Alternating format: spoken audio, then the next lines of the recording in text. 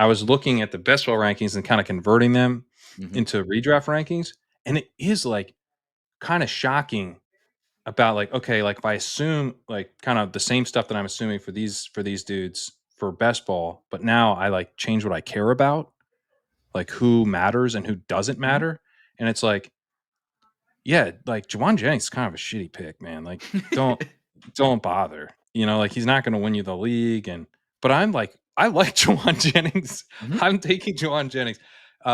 Calvin Ridley, kind of into from a best ball perspective right now. In Expensive part, chaperones. yeah, these Expensive are kind of the chaperones. expensive These are chaperones. all But I know pairs. These are all pairs.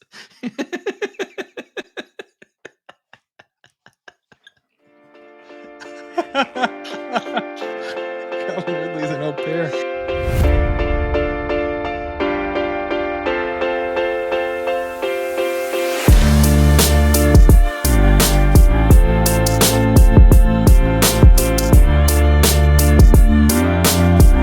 All right, Pat, we are in, I'm going to call it the dead zone of the dead zone of the NFL best ball calendar. We've kind of all dug into our rookies. The free agent moves have happened.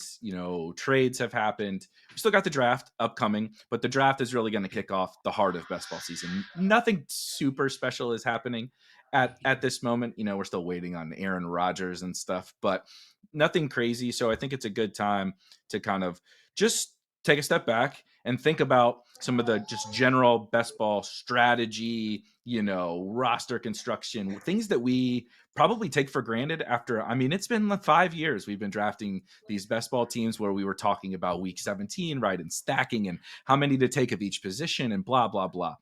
And I think you've talked a lot about this with like our mind taking shortcuts and we get like a little robotic. I think from a strategy perspective, we almost feel like we have all those answers now. And it's just like get in and start drafting and apply our player takes. But I feel like, that may not be the case. And the game is always evolving. So take a little time today and just think through some of those like week 17 and stacking and types of players to target and all that kind of stuff and see if there's some things we can use here, in just a few weeks when Best Ball Mania and the overall best ball season open up.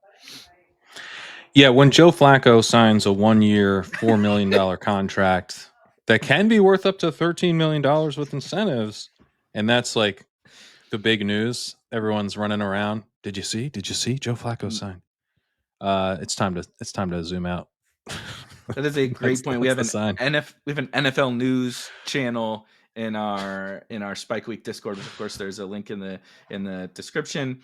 Um, and it goes nuts, right? Like when free agency opens, trades and everything, it's just thousands of messages. And over the course of the last week or two or whatever, yeah, I think it's been Joe Flacco and like totally nothing burgers of news. It's a total ghost town. So yeah, I think that means it's a good time to like, hey, we're gonna have to like start actually drafting the core of our teams, not just big board teams anymore in a few weeks. Maybe we should consider if like our strategy is still good. Like Yeah, and yeah, does it apply to this year, right? All that kind of stuff. I think sometimes we gloss over it a little bit. for sure. Yeah. No, I think it's an interesting one to talk through, especially as we're moving from. So in this part of the off season, I think at least the way I draft, I'm not like sure my advance rate's going to be very good in the big board stuff, but I don't really care that much because I think I'm building teams that have the potential to be like super teams. We talked the way we might have talked about like 2 or 3 years ago in Best Ball Mania, um, when that was more doable. When T Higgins was a last round pick, um, when uh, when you could get Amon Ra, right? Amon Ra went in the final rounds. Mm-hmm. There's all these like when Garrett Wilson was like a 10th rounder, I think. Yep. Right, Past all pick that 100 for stuff. sure. Mm-hmm. Yeah, I mean Jefferson was going in the 9th and 10th when he came in. So there's just like a lot of um, we've gotten better at this as a group where we're not letting like that kind of upside just like sit there for free. I think this class is interesting because the running back class is so deep, and it's deep in a way where there's going to be dudes who just like are actually nothing. But there's also guys who like might be straight up starting running backs available in like round 14 or 15, um, especially earlier. Now we're starting to get a little bit more efficient, but still, I mean, we're talking about guys. You go around 12, around 13, these might be starting running backs, especially down the stretch. So I'm still targeting that group a lot, and maybe I'm burning teams doing that.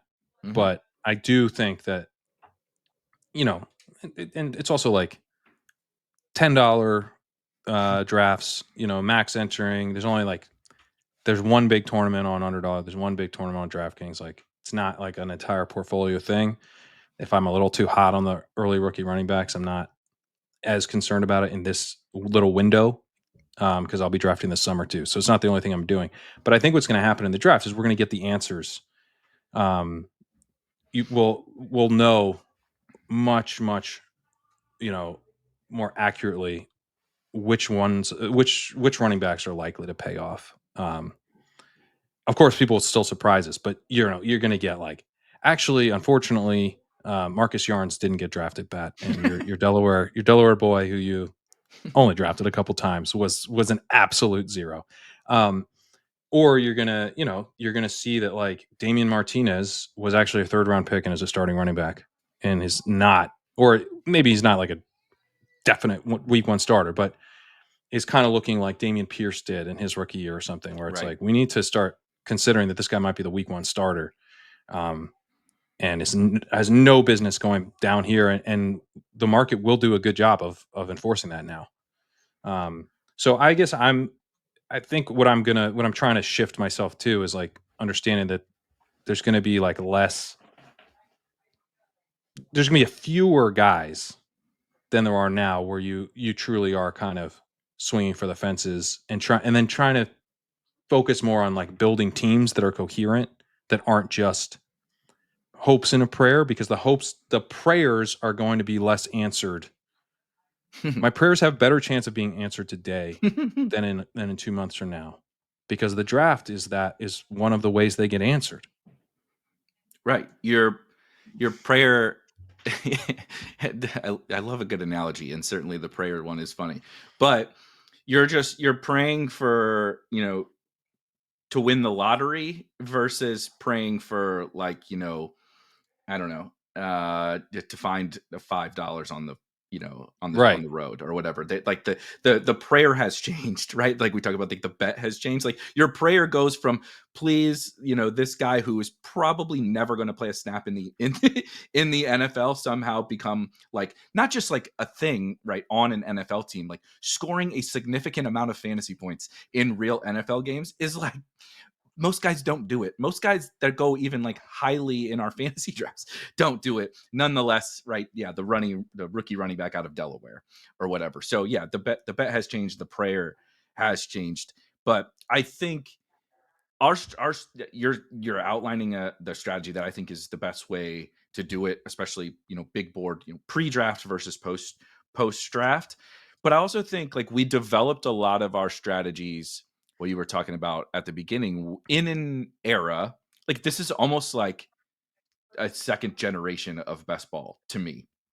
We started all this, Best Ball Mania 1, whatever. Underdog first launched, and it was one tournament all summer. It was $200,000 to first place, and it got to like 80% full, right? Like that's when we started this whole journey. So let's even take the next year, right? It's $1 million to first place. Huge growth, right? DraftKings, drafters, FFPC, whatever. But then I know that you remember this, and probably most people listening to this remember. I believe that was the year Jamar Chase is a rookie. He's going at like the 4-5 turn. Jamar Chase, one of the best, wide receiver prospects ever. He ends up falling, actually, laughably, at the end of the summer, because during the Because preseason he of couldn't drops catch the issues. NFL football because of the lines on the NFL football. He came out and Yeah. admitted that he was struck, so he falls like a round, which is really funny in hindsight. The best So wide funny. receiver in the NFL, who's just, especially But I last thought year, I thought he was too expensive. Like I thought Jamar Chase was too expensive at the four or before the five turn. drops issues, and then he fell, and it kind of woke me up a little, to the stupidity of the fall, I think also is like, yeah, and also I need more of this guy to begin with. So I just like hammered him that year Yeah, once he fell. But yeah, I mean, that was he would have been. I mean, as we saw with Marvin Harrison, if we re-rolled that now, he's a 1-2 turn pick. exactly. So like to just think about how that's not even, we're not playing the same sport, right? If Right. Marvin Harrison is going at the 112 as a rookie wide receiver, I'm not trying to make a Marv and Chase comp, but let's just call them equal for just for the sake of the argument. 3 years ago, 4 years ago, whatever it was, Jamar Chase is going at the beginning of the 5th round, and now what would be that version of Jamar Chase is going in the 1st round of best ball drafts. It's a 4-round gap, right? 3.5 round gap. Like we're playing, we just went from baseball to cricket. Like And this by the is way, like we're talking about a guy in Marvin Harrison who had a really disappointing rookie season and is now a 3rd round pick. yeah, So it's not still. we weren't wrong about they were kind of similar bets. Mhm. One really paid off and one did not pay off. Um, but we're still like down to make a third. Like the guy can disappoint and be a 3rd round pick. He was a really good prospect. That's bonkers, right? Think about quite frankly a terrible rookie season given the expectations Yeah, that we had, but those expectations were so high, and he was such a good prospect that he's still a third round. He still goes 2 rounds ahead or a round and a half ahead of where we took Jamar Chase as a yeah, rookie. If Jamar Chase, think about where Jamar Chase would have gone if he disappointed like Marv did as a rookie in that old environment. Like he's a right. 10th rounder or something like that, Yeah. you know? Now maybe we were wrong to take Harrison at the 1-2 turn. I don't mean to say that we perfectly get that right, but it's just like we correctly identified the Chase. I think he was truly a Chase level prospect. I think we had that part right. Mhm. Where do you price a Chase level prospect is maybe still up for Maybe it is debate, more but because Malik Neighbors went at the 2-3 turn, and maybe and that's more and efficient. maybe okay, fine. Right, So I could you're concede happy to that. have him at But the 2-3 turn, and well, Malik Neighbors is now a first rounder. right, Is now a right, first round yeah, pick. right, yeah, Some of us liked Malik Neighbors a little bit more than Marv, or had them like equal, and so totally. I had more Neighbors because of that price gap, right? So I acknowledged it as well. But I think the whole point is, right, this environment is bananas. Like even still, it's you and I, and the people listening to this drafting hundreds or thousands of teams, you become comfortable with it after doing all the drafts. But if you stop and think about it a little bit, like we're doing right here, it's nuts. It's like when, so I come from like DFS, but this has happened in every kind of game of skill or chance or whatever, where uh there's a feeding frenzy of a bunch of people come in to DFS launches, fun game, and there's a lot of money to be made, and people come in and they figure out strategies kind of like we did with best ball, right? Stacking rookies, wide receiver firepower, correlation, week 17, blah blah blah blah blah, right? We figure out all these kind of nuts and bolts to how you build to put yourself in a good spot with teams. And then a few years passed, and that's table stakes, right?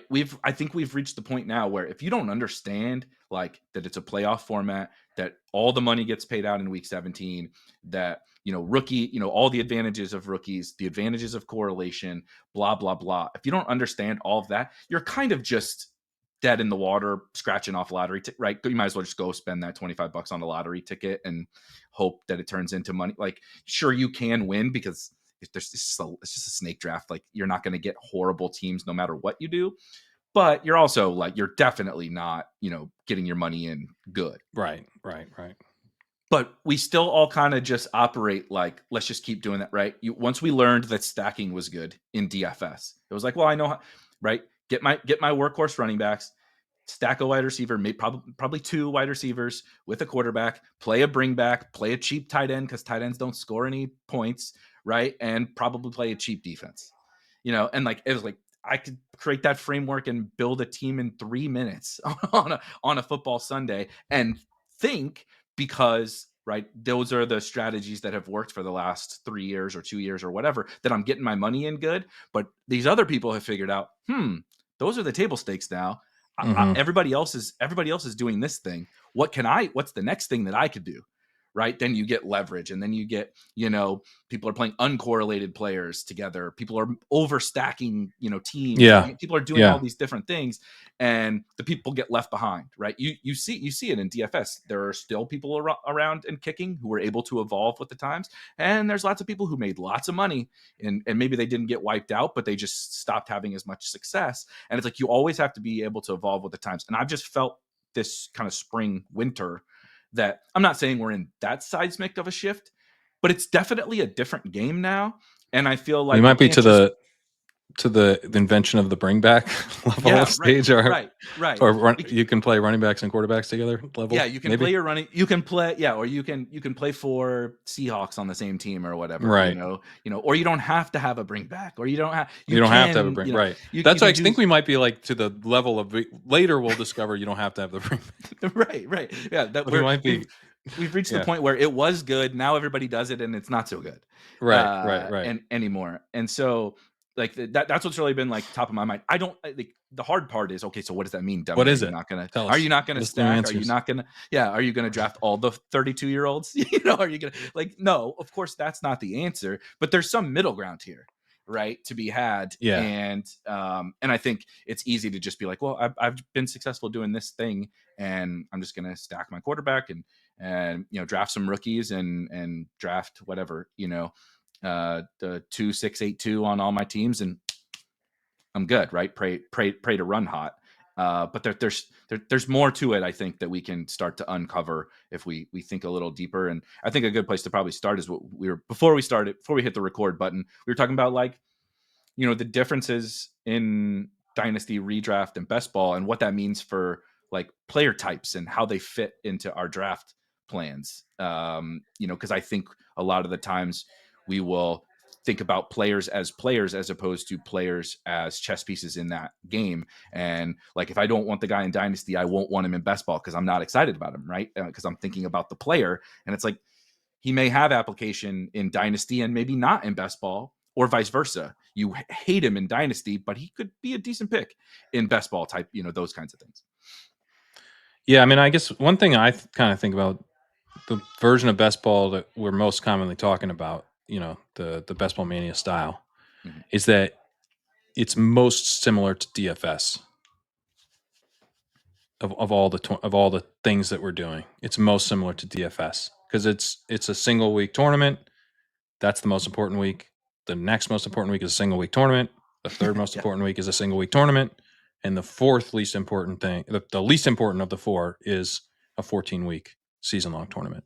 So it's like, but then we draft with the season long one in mind. And so it's very difficult. And you got to get through. I don't know if you know this, but you have to advance your team first.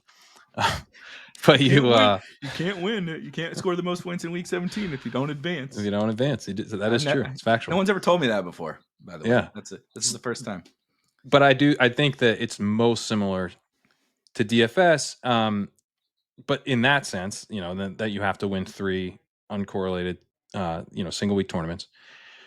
But I also think it's most similar as far as, like, attacking it from the player archetype stuff, where I do think that there is, like, when I'm playing in DFS tournaments, and there's that week where, like, you gotta just play that dude. You gotta. It's the week where playing Darnell Mooney kind of unlocks some stuff, or playing, one of these other, like, it might even be grosser than that, and it's like, yeah, that's that guy. He's underpriced.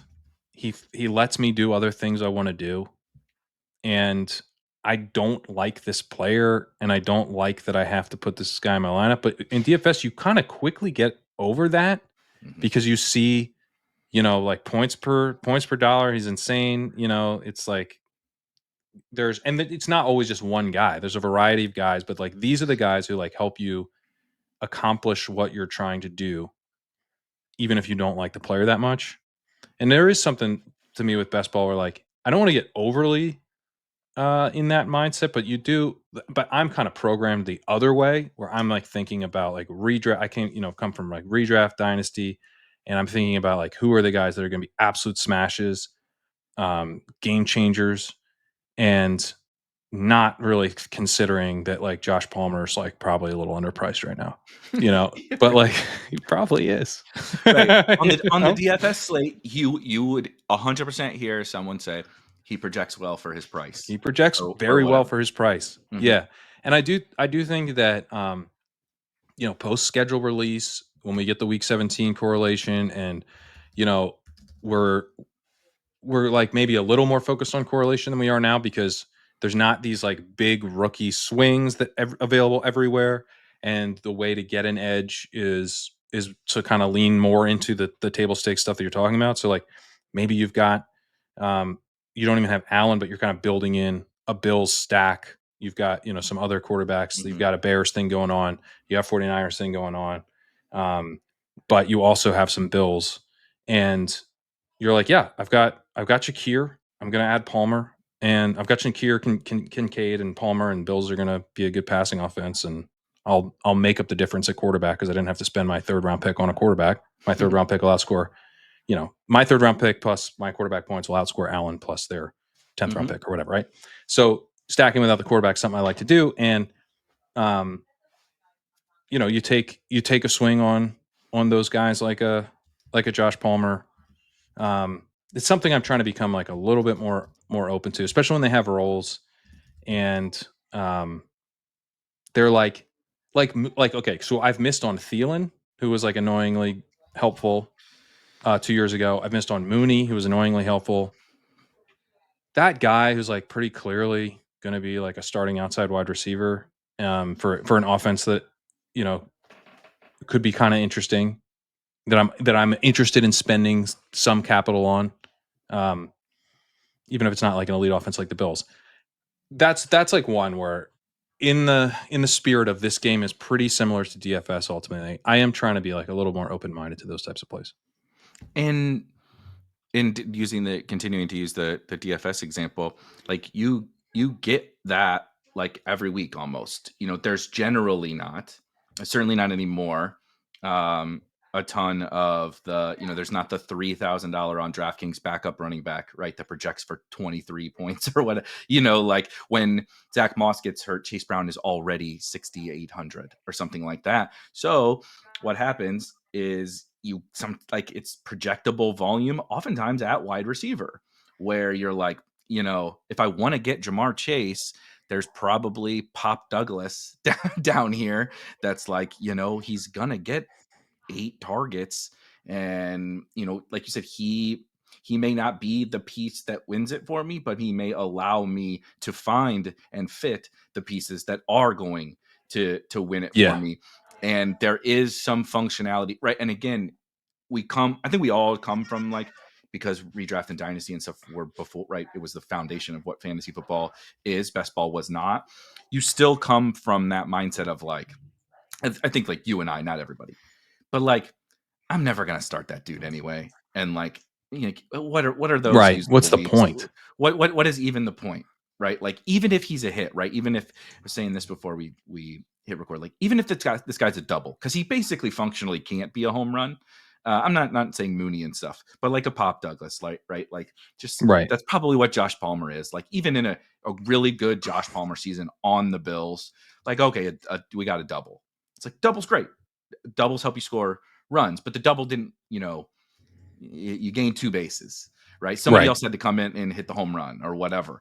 And it's like, yeah, but in best ball, that double can be a lot more effective and helpful.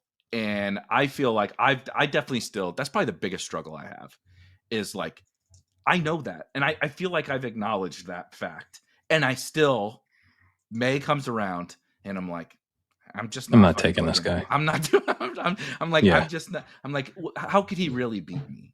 How could he really right. beat me? How could he beat me? Yeah, And it's like he may not beat you, but he could have helped you, right? There's a right. difference. And like you can have guys that help you, but aren't, the Saquon level burial. It's like there's middle ground to all that. And I think we treat it very, very binary in that sense where we're like, I'm going to swing for the upside and I don't care about Darnell Mooney because he couldn't possibly bury me. There's no way he buries me. And it's like, sure, but that doesn't mean he has to be a fade. And no one's also saying you don't have to draft 20% of all these guys. It's just you also don't have to draft 0. Right. Exactly. Finding the use for those guys, I think, and then the other thing is that, like, okay, so the DFS analogy is allows me to do like what I'm trying to do. Well, what I'm really trying to do is stack my roster with guys who are most likely to go off in week 17. Mm-hmm. Right. And so like Ricky Pearsall was a dude that I was taking last year. And like I couldn't tell you how it was gonna work.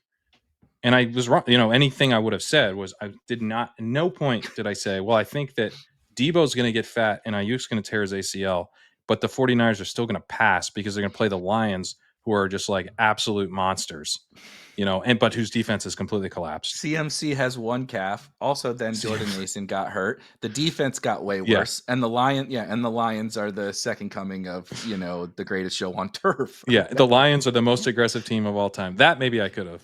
At least. Okay, so 1 for 10. You would have been 1 for 10 or whatever. But I was like, he's a first round pick, and I think he'll get open. I think he fits the Shanahan offense well. And first round rookie wide receivers are gonna get opportunity, and we like Shanahan pieces. And so I'm getting a very cheap potential for Shanahan receiver who's most likely to see that opportunity in week 17, right? But I wasn't in the final last year. Ricky Pearsall was, I think he was on the winning team. Mm-hmm. Yeah, and it was a smash. And, was one of the guys you really wanted. But one of the things that would have helped you when you're building a Ricky Pearsall wide receiver room, because he didn't do anything before then, is to have guys who scored points earlier that were underpriced. So Darnell Mooney would have helped alongside Ricky Pearsall. Yep. Yeah. Mm-hmm. So I was on a stream with Davis this morning, and one of the guys in his chat, I was trying to pull it because I can't. I'm sorry, I'm not remembering the username, but someone has come up with the concept of the chaperone over on Davis's channel, and this is the player that you take alongside rookies to help chaperone them towards the end of the season. I'm gonna try to find the comment here because it's so good. Whoever that is, the hat tip. The true hat tip, yeah. The kid with the respect hat, GIF or whatever. Yeah, that's incredible and perfect and absolutely perfect. So we have a new entry into the best ball lexicon of chaperone, and I love it. And I think chaperone. I hope Pete's listening. We need best ball bros. We need a chaperone. Absolutely. And to me, in all seriousness, I think this concept is kind of important. Mm-hmm. It is. I want to have more chaperones this year as I look to build that. Because not only am I willing to bet on the rookies, I'm not always, but maybe more often in the field, willing to bet on some of the injured guys. Yeah. Especially when I think the injured or suspended guys. Mm-hmm. Any way that you're going to give me week 17 upside that I think is underpriced, I'm going to be into it. So, that's cool, but then building out rooms that actually are functional and getting me through to the final, where I'm not just like completely leveraged to week 17 on a single team. Teams that are a little bit more coherent in sort of like how they were constructed to do all the things you have to do to advance and then to get through. I'm not at all into like my rooms this year are going to look like Adam Thielen and Mooney and the Josh Palmer types, because like those guys have been crushing advance rates and all. Right. No, I want these Myers guys and Adam Thielen and Josh Palmer and yeah. I want to figure out like how to use those types of guys a little bit more to just kind of like help get the teams that I think are built with the right types of players to actually win the thing all the way there. And the interesting part is, so like, why is this a thing? Why are Erik and Pat now talking about these boring dudes that they've been saying for years, like not to draft? Well, if you think back to like kind of where we started this, doing remember how cheap Justin Jefferson was? Remember how cheap Jamar Chase was? It's like that shit doesn't exist anymore. It's gone. So, and it's going to be more gone after the draft because some of the right now, in the big board season, pre-draft contests, you might be able to find some. Right, why are you swinging it's so frequently is because there's like it's an almost a certainty that there's some rookies that are There's some wildly hits, mispriced. man. Yeah, There's some that are big just hits in there. whether it's a guy who's going in the 9th round that should go in the 3rd, or a guy who's going in the Totally. 18th round that should go in the 7th. There's somewhere we just know it's going to happen, right? Somebody's going to get drafted at a pick we did not foresee, whether that's team or right. This guy we thought was a 5th rounder goes at the beginning of the 2nd, like something crazy. So we know that's going to go away, and it has like functionally gone away over the course of the last few years. I'm writing like a zero running back article where I made sure to reference the great wide receiver apocalypse on Ship Chasing a few years ago. And kind of from that point forward in the best ball universe, like we've just continued to transition to this. If you want those, I don't even want to call them, we generally just like say it rookies, but you outlined it like the players who have the best chance to score the most points in week 17, right? That archetype, the week 17 guys. It's not always rookies. It could be, just 2nd-year players, even like disappoint, right? Marvin fucking Harrison was horrendous. If any 27-year-old wide receiver did what Marvin Harrison did last year, they would not be going in the 3rd round. Okay. So we have to pay this premium for that week 17 asset. And so we're no longer going to be able to, I'll get my week 17 upside with Amon-Ra in the 17th round. I'm going to get my, the Pierce. That's why spotting the Pearsall like you did is such a good, I wasn't into Pearsall, and I was wrong. And there's like a couple of those guys. But that one was uncomfortable because like the Amon-Ra one, Amon-Ra was hitting down the stretch. He was like it was obvious there was Pearsall like needed a bunch of chaos, but it's just like, I don't know. It's hard to find the most like kind of obvious thing of like, this team is interested in this dude. Clearly they just took him the 1st round. He might be pretty good. I understand. Like, I'm seeing everything you guys are seeing that he's blocked, but like, what if some weird stuff happens? Yeah. That's way less comfortable than what it used to be. It used to be, hey, this guy's the 33rd pick in the draft, and he's like the clear-cut number 1 guy on his team, most likely. With the number 1 overall pick quarterback. With the number 1 overall pick quarterback. Who was amazing. I'm pretty sure he's worth a 17th round pick.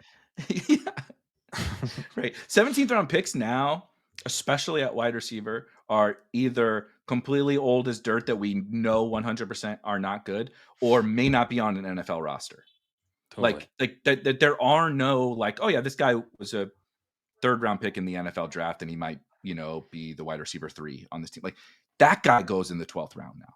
Yep. Like you just don't get those values. And so 4 years ago, we didn't really need, when we developed all this strategy, like who gave a flying fuck about Darnell Mooney and Josh Palmer back then, when I could get all of these guys, right? I already had good wide receivers.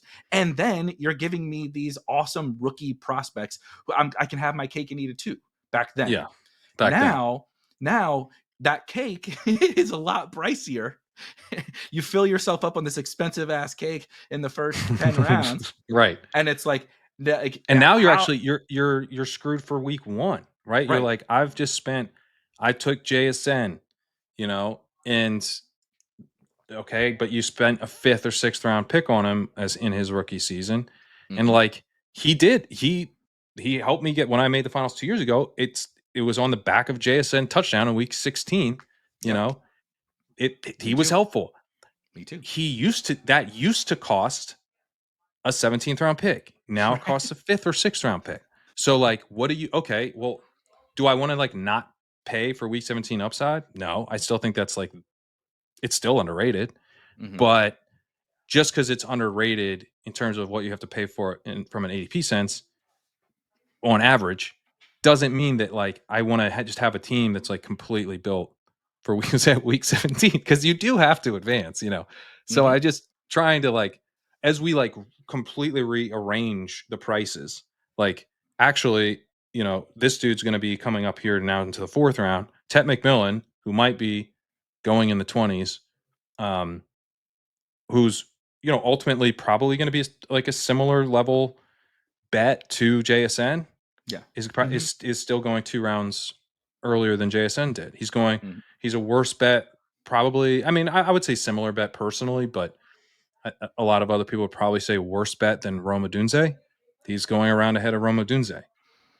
Rome had some, target competition concerns, as did JSN, but we don't even know where Tet's going to go. He could land in a horrible spot. Mm-hmm. Yeah. So yeah, there's like the prices have changed, and then you have to. But if the prices have changed this dramatically, then I should figure out ways to change the other things that I'm doing too. And this is something I feel like I didn't do as good a job last year as I wish. Where it's like, hey, this guy, like Chuba Hubbard, is the one that kind of keeps me up at night most, because I'm like, this dude was so clearly underpriced from an early season perspective. So clearly underpriced from an early season perspective. But I was just like, yeah, but week 17 is all that matters, But for the way that I was building teams, to be able to go get my early season points for free after I spent up for my late season points, I should have been all over that. Really pisses me off that I wasn't. So that's one where I'm like, I'm not doing that again. If there's opportunities to build teams that like click together to where now I'm going to crush, I'm not going to like discount this guy's profile because his profile isn't week 17 enough for me, but he fits with all the other week 17 guys I already have. He becomes a no-brainer on those teams. He's a great one. That's a great example. Not just because it's the first thing we've discussed here today that I got right. everything else is just like, well, I was wrong about him, and I was wrong about him. Mooney, check. Thielen, check. I was wrong about those guys too. I was fading those guys. Pearsall, check. We go wrong about all these guys, but it's the perfect point. And so like you got to think. By about the way, I think it was Artillery Frost who did Artillery Frost. I think so. Okay. I think he's the guy that's responsible for coming up with Chaperone, but absolutely incredible. I've either given him credit now, or there's a person who did make it up that's now even more angry. Yeah, exactly. Yeah, we've either just like really made someone's day, or really ruined someone else's day. Yeah. Chuba Hubbard shall henceforth be known as the chaperone, I think, because it really is like Chuba Hubbard is the chaperone. He was the perfect. Like, how did you get to Bucky, and how did you get to Pearsall, and how did you get to Tyrone Tracy, and how did you get to how did you get to all these guys? Yeah, was Chuba Hubbard. It's Chuba. So that's such a good one. But like it's just like also like sometimes we overcomplicate these things like that you wouldn't do in the real world, like using like the pricing example. Like if prices are changing on the goods and services that you use in your real life, you don't just keep. But that unfortunately for us, that's not happening. Yeah. Luckily, there's definitely no price turbulence in any parts. There's no uncertainty about what things are going to cost now. Yeah, you eat eggs, right? Eggs are a big part of your diet. You've clearly probably made some form of an adjustment, especially if you operate under a budget, as to how many eggs you are going to consume, and you are going. I'm so sick of the eggs talk. We can't bring eggs into best ball. Okay, I'm not going to do it anymore. Don't but it was just no eggs. It was low hanging fruit. Damn. Okay, but eggs. Prices change on something. You right. Whatever. In your real life, when you're operating under a budget, which most people are, right, you would make an adjustment and say, okay, I can't do as much of X good. I need to substitute in some more Y good to make it all work in, fit together, right? Because it's not just one or the other. Like, of course, we would all want the more expensive item if we preferred it, but the prices have changed. That's what's fucking happened over 4 years in best ball, and idiots like me have just kept on going. Like, fuck the chaperones. I want all the kids. Right? When this is a chaperone-less field trip, just get Chris Farley driving the bus, and that is it. And like, let the kids run free, and stopped evolving my strategy to my detriment. Like, it's been fine, because I think, like you mentioned, we're still overall more focused, I think, on like the week 17 asset part of the conversation, just simply understanding how important week 17 is, not like from correlation, but like from a player archetype perspective. Correlation, of course, matters, but just like you said, drafting all the guys who I think can give me a team with the highest upside in week 17 is a pretty big functional advantage. But like, I just kind of like stopped there. I just kind of like stopped and said, well, we kind of got this thing figured out. Everybody else is a fucking idiot. Just keep drafting the week 17 guys. And I'm like, ah, ha, ha, look at them all drafting Mooney and Josh Palmer and Thielen and that. And then like, hey, dum dum, if you just took a little bit of those guys, like it's not some huge seismic shift you have to make. It's just Yeah, on yeah, the yeah. right On teams. the teams. Yeah, on the teams. They link a team, and it's like you fit Darnell Mooney in there. How did you get Pearsall? Right? How did you get Pearsall to week 17? It's like just one Mooney share, like draft your 3% Darnell Mooney. Isn't that, why is that bad? Why can't we do that? Right. Right. Yeah, they kind of like it leverages the two, they having one increases the value of the other. So especially if you've got like three guys. And this is, I think, something I'm really, because I am taking so many rookie running backs. So you go like, yeah, I guess Jerome Ford's a pretty good pick now.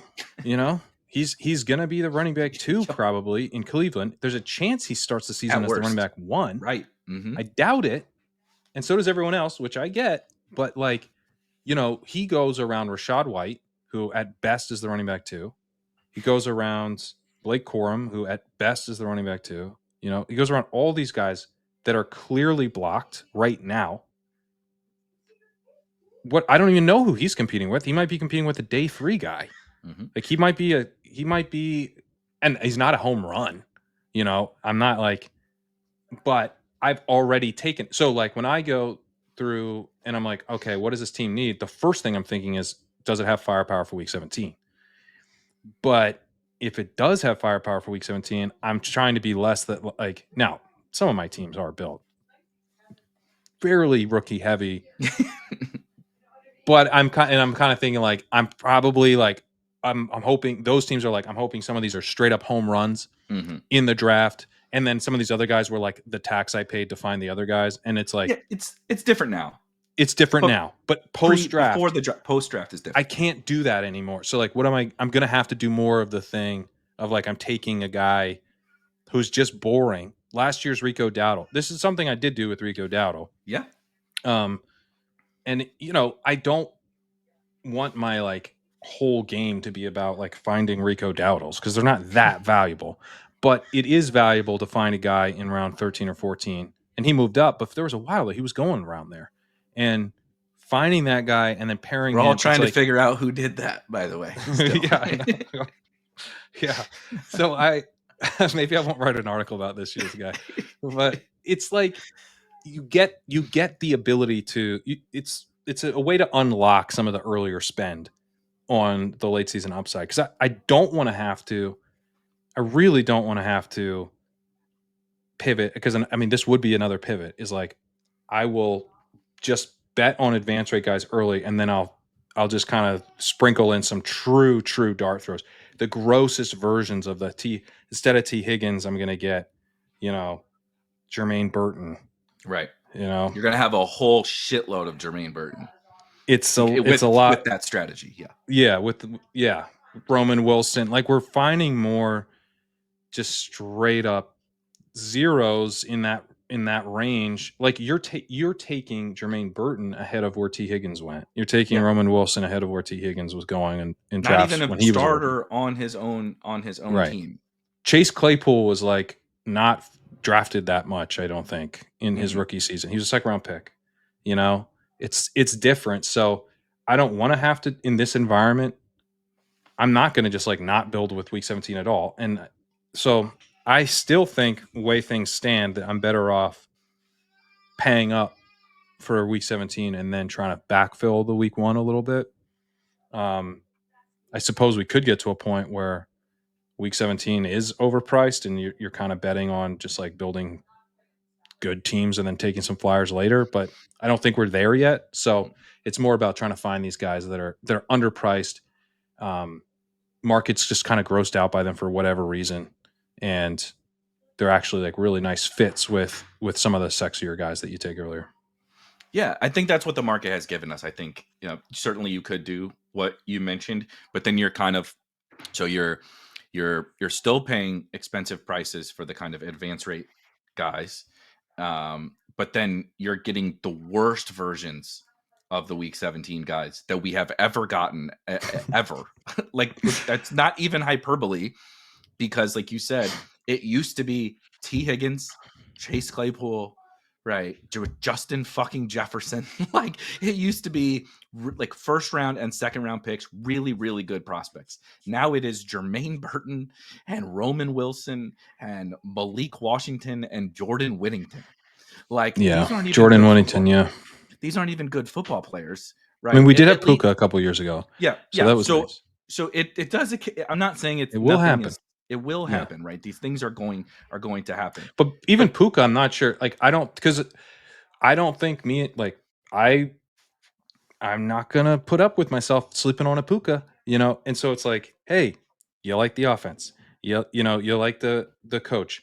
They don't. There's targets available. There's buzz that this guy has a role. There's some interesting elements to his profile. Him being a day 3 pick's not enough. You can't fade him. He's worth at least a 15th rounder, right? Like mhm, that's what the lesson that Puka taught us. And not everyone's gonna become Puka, but it's like even if he became a tiny fraction of what Puka was, he still would have been a massive hit and one of the best ways to spend an 18th round pick. So I just don't. I mean, I suppose it could happen again, but it's less likely to happen because we're all kind of learning the lessons of like once again, like these rookies. Oh wow, the rookies are even more valuable than we thought. mhm. Um, with Roman Wilson and Jermaine Burton, like the buzz was never good, No, but they still. I mean, Luke McCaffrey was getting drafted for much of there was never really any buzz on McCaffrey, no. and we still kind of just took him. Sanat we took, even though it was like Ertz I was had probably the starter, we just took and took. way too much Luke McCaffrey on DraftKings. Specifically, Yeah, specifically, I backweighted a lot of my DraftKings, and then what was it that happened at wide receiver for that? Didn't they trade somebody or something at the end of what? I'm trying to remember what happened because I started taking a bunch of Diami and Luke McCaffrey at the end. Luke McCaffrey, woof. Diami yeah, was okay, but that's the thing. Like think about that. That's how insane this draft environment is. That it's like you would get to the underdog's bad enough. Now imagine the other sites with 20 rounds. You get to round 19 and 20. You're talking about like it's August and you're still taking guys like, is he ever going to be active on game yeah, yeah, yeah, on yeah, game days at wide receiver? So even like you said, we learned the lesson even just recently, a couple of seasons ago, like relearned the lesson because Puka was such a big hit that it's I like you said, I will not be able to sleep all fall if I Puka was available to me. I'm willing to whiff on all those rookies just because if there's any chance it's Puka again, I don't want to be left out, right? Because yeah, it's over. Your season's over. Like you just yeah. lost. But I don't want to be building teams with the idea that like I'll find a Puka. Right. That's where because I think if we do see a Puka again, if we get Puka vibes, we're talking 12th round pretty quickly. Yeah. Maybe 13th, something like that. Where we're just like I think the market will do a much better job of enforcing a price rise. It happened to him on drafters specifically.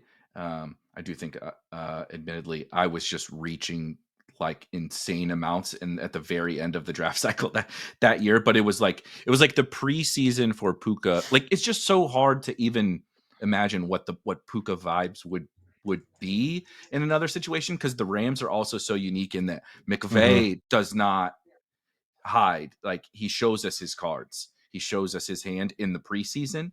If you are a key part of the offense, you do not ever touch the field in a preseason game. And we were like, wait a second. Yeah, Puka and Kyron are not. It's like Cup, Puka, Kyron, Stafford not playing. And we were like, this is weird. Everybody else is yeah. playing except those guys. So it was like, 5 alarm fire. And I'm just not sure that certainly we'll probably never get someone who produces like Puka did as a rookie, but even like the indicators that were there for Puka may never Certainly not arise. from day 3. I mean that it's still crazy. But Yep. yeah, I mean like even Jalen McMillan was a buzzy guy last year, and made sense why he had a Hmm. really good training camp and stuff. Never had the path to targets, and he moved up well ahead of wherever Puka went, and I guess he was a 3rd round pick, not day 3, but um, yeah, I don't think we can count on that kind of thing. And even it's different. He was a 2nd round pick. He goes in the 6th, 7th round, but he was a guy that I think a few years ago I would have been like, "What are we doing? This guy's profile, like he was injured most of his career, didn't produce." Like, but it's like, no, no, no. This guy has some interesting stuff. He's he's got a clear path to targets. He's got good quarterback play, and there's a ceiling here, and it's week 17. It's back weighted. Like Mm-hmm. they're not. So that ended up being a pretty big stand for me last year. Um, Brian Thomas, I was pretty high on. Um, because you're getting that. It's like a discount to some of the other week 17. It wasn't discounted relative to previous seasons, but compared to some of the other bets, you're Right. getting so like those guys. Yeah, I think where those guys went, given a deep wide receiver class, some holes in their profile, some real uncertainty, some downside risk, all of it. Um, I do think like we're just every year we're pricing up that the good week 17 bets get priced up. Yeah, exactly. The good week 17 bets get priced up. Like again, comparing that Jamar Chase season, let's just call him at the 4 or 5 turn, right? ADP, and then Ladd is going at the 5-6 turn or whatever. That's a fucking second round pick in the NFL draft. Jamar Chase is arguably the greatest wide Yeah, that's receiver prospect crazy. of all time, and there's a round difference in cost. Like that's utter That is insanity. crazy. But it's correct. But like it's Yeah, official, it's right. Like we were wrong then, we are right now. At least like directionally, right? We could argue, directionally. right? We could Yeah. argue a specific price, but we're directionally accurate on this, and it's only taken a couple years. So we need to adjust to this new drafting environment. You know, I know. Go ahead. one way that I'm kind of identifying some of these guys is you can use DraftKings a little bit as like a way to find. I don't do a ton of like this guy's cheaper on this site, so I'm gonna draft him here. I'm gonna take him on. I don't do a ton of that. Um, I don't think it's like I just don't think the whole thing's efficient enough really for that to make Correct. like. But It's I not an th- actual stock market. Like you don't. right. Right. It's I'm not not like picking it's off not. like slightly underpriced. Yeah, it's however DraftKings ADP updates quicker, Mm-hmm. and there's Real time. yeah, exactly. So you'll see the movement. So that's helpful. But then you'll also get like more of kind of the old school drafting behavior over there a little bit. Kind of more similar to like a redraft league. It's less best ball sicko over there. Mm-hmm. So you also see which guys, like Adam Thielen goes way higher on DraftKings right now. Um, Stephon Diggs goes way higher on DraftKings. I'm not saying I want to be like loading up on those guys, but that is one of the ways where I'm like, okay, as far when I'm thinking through wide receiver chaperones, do I want to be like, not only is this guy, probably underpriced, relative to his early season upside, especially with a guy like Thielen. I mean, Diggs is tricky because he's coming off an ACL, but you know, this like veteran production, this like more known commodity that's like underpriced probably on underdog, but I've got this other site that's like where I'm not drafting that guy ever because he goes way too high, but it's helping me identify that, this is a guy where a market is actually pretty excited about his ability to contribute in a way that I'm willing to fade. I'm like, you guys are way too excited, and you're thinking about the wrong things when you take this guy. When you take Diggs at like the 6th, 7th round, you're just misplaying the game in my mind. But then I come over to underdog, and he's going like around pick 100, and I need a wide receiver to kind of help fill out a room. Maybe he's not going to be like a week 1 crusher, but like by week 3, week 4, maybe he's helping me. And then Thielen goes much later. I've taken a decent amount of Thielen. It's gross, but like I need these dudes who are going to be able to contribute, you know. So that's one way. You can I think using DraftKings to kind of help identify some of those guys can be helpful. It's a really good point because I think it's another thing where over the course of time we've just been like, we got the answers and it's just LOL, look at these DraftKings idiots. Right? Like we just make fun of DraftKings all the time. And we still can because I agree. I think some of the Yeah, I stuff is mean, silly. some of the picks are crazy. Yeah, absolutely crazy. Yeah. But instead of being like, okay, so this thing, there is a market over here where they are, overvaluing, but valuing much more highly this thing. They've clearly indicated what that asset is, right? Now we think that they're overvaluing that asset, but that doesn't mean there isn't a price where that asset, instead of us like trying to figure out if there's a way that that asset might be underpriced somewhere else, we just say, ha ha, look at these morons on, on DraftKings, they're way over. And we're right about that, but we should have taken it one step further. I like to say we're right. They are morons. They But are morons, but we also are morons, because just because we we're think all morons. they're paying $20 for this thing that we think is worth 10, but it's available for 8 on Yeah, this and other I'm spot, and I'm pretending that and that's you're like, dumb. yeah, like Yeah, that's stupid. Just you would because pay someone else $8 is, for this yeah, thing that's someone, worth yeah, $10. exactly. Someone else is paying some extreme amount for it, but it's on discount over here, and I still am not willing Right. to do it because I'm like, my mind is like blown from somebody paying this crazy price at another store. Yeah. What do you think this analogy is when we go to the? Is it mayonnaise? Is it a condiment? Or before we were just getting free meat. We are just getting like all the good stuff. Like there was just like all the meats and the cheeses and everything were just like completely. And everyone was like filling their carts with like ketchup and mustard and mayonnaise, and we're like, I'm gonna go over here where the meat is, and then It's start it and is a start getting hundred all the percent. prime cuts. It is 100% condiment. It is some form of condiment, or like lettuce. It's like the Lettuce. lettuce. It It's might the be the lettuce. lettuce, Yeah. right? Because the condiment at least like tastes good, generally, and depending upon your Yeah. taste palette or whatever, whether you're a ketchup guy or a ranch or you know you like some Chick-fil-A sauce or barbecue sauce, right? You can there's condiments that it's not Yeah. your meal, but they're delicious. The Right. lettuce is just like, I mean, what is even the point here? Like, there's no nutritional value. It doesn't taste like anything, Yes. but we put it on sandwiches and You know we what make it is? I salads think it out of is it. the lettuce or the tomatoes, right? Because those are the Yeah. expensive, the fresh versions. Like Hmm. the fresh tomatoes, and we are like I'm not paying. You're telling me I need to pay the same price for for steak and Right. Yeah. tomatoes, Right. and Right. I'm not going to do that. I Yeah. I'm won't just do gonna it. have the pizza, dude. You can have your Yeah, fucking tomato.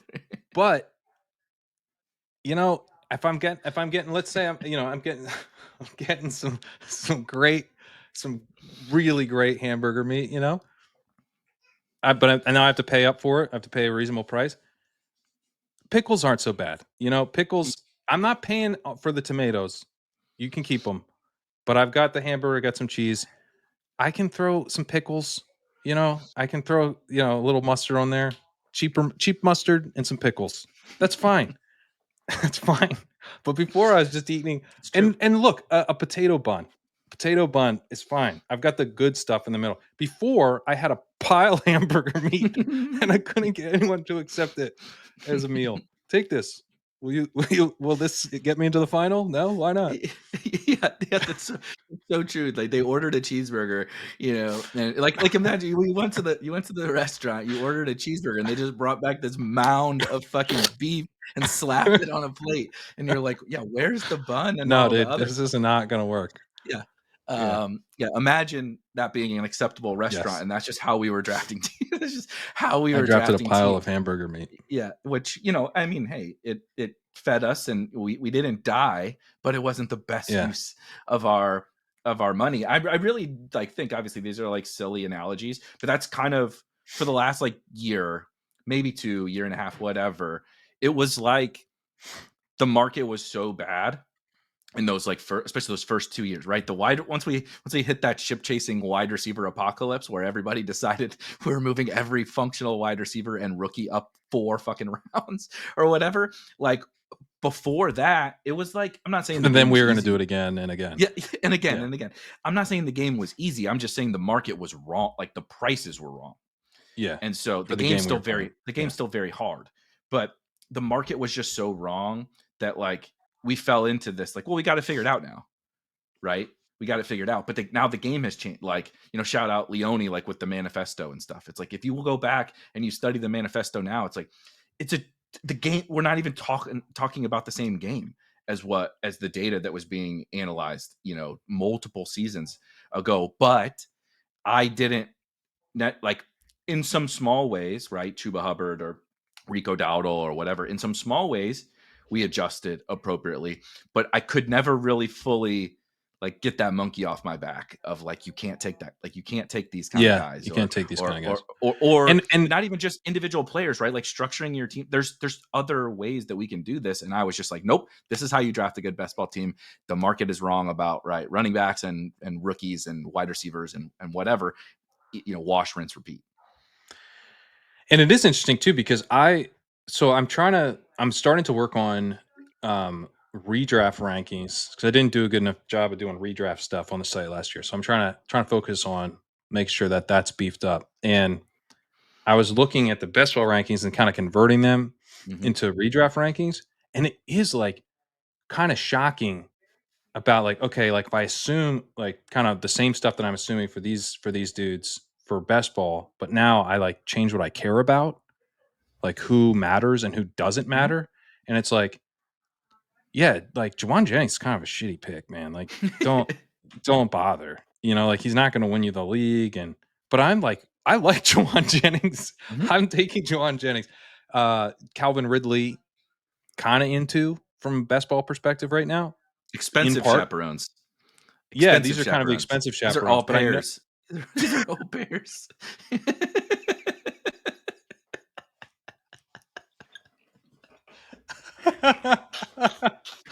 Calvin Ridley's an au pair. Calvin Ridley.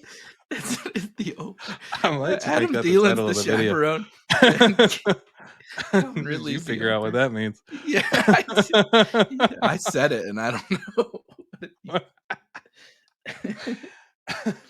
But I mean, Ridley, I actually do like because I think he moves up after the draft, which kind of takes me to another point. I'll come back to a sec, but the Ridley, he is not. I don't.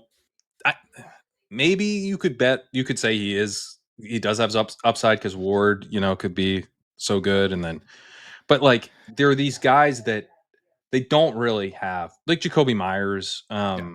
They have They no path don't to being a star football player. They have a path to right. scoring some fantasy points because of like what you said. Maybe their teammate Yeah, is good, or their teammates are so bad that they right. get the ball. But like Calvin Ridley just has no path to being whatever Puka or Justin Jefferson or No, even no. like Devonte Adams. Like he doesn't have that path.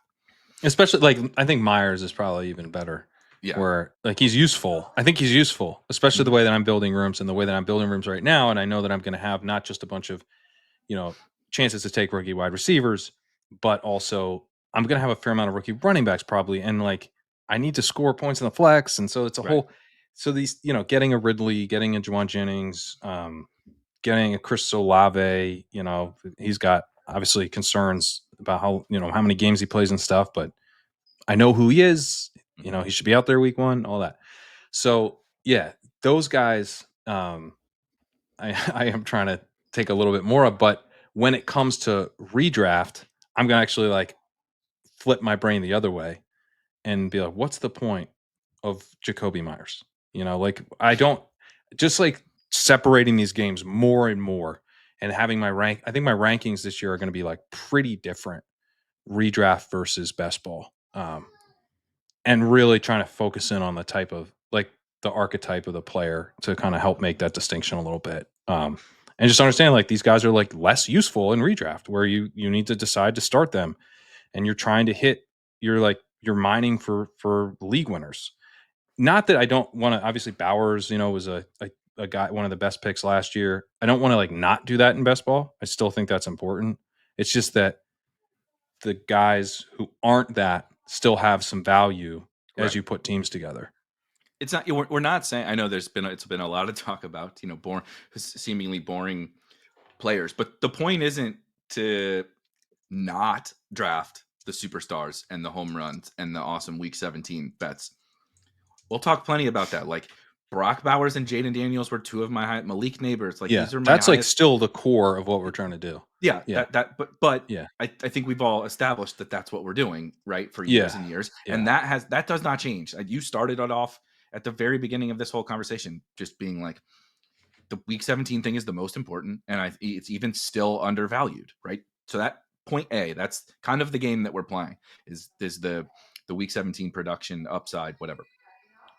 But as the market changes these prices and all that kind of stuff, and as we evaluate best ball and how it functionally works, with the rules, and I think comparing it to redraft and dynasty and stuff, can really help like solidify that what you just described, like truly how different it is.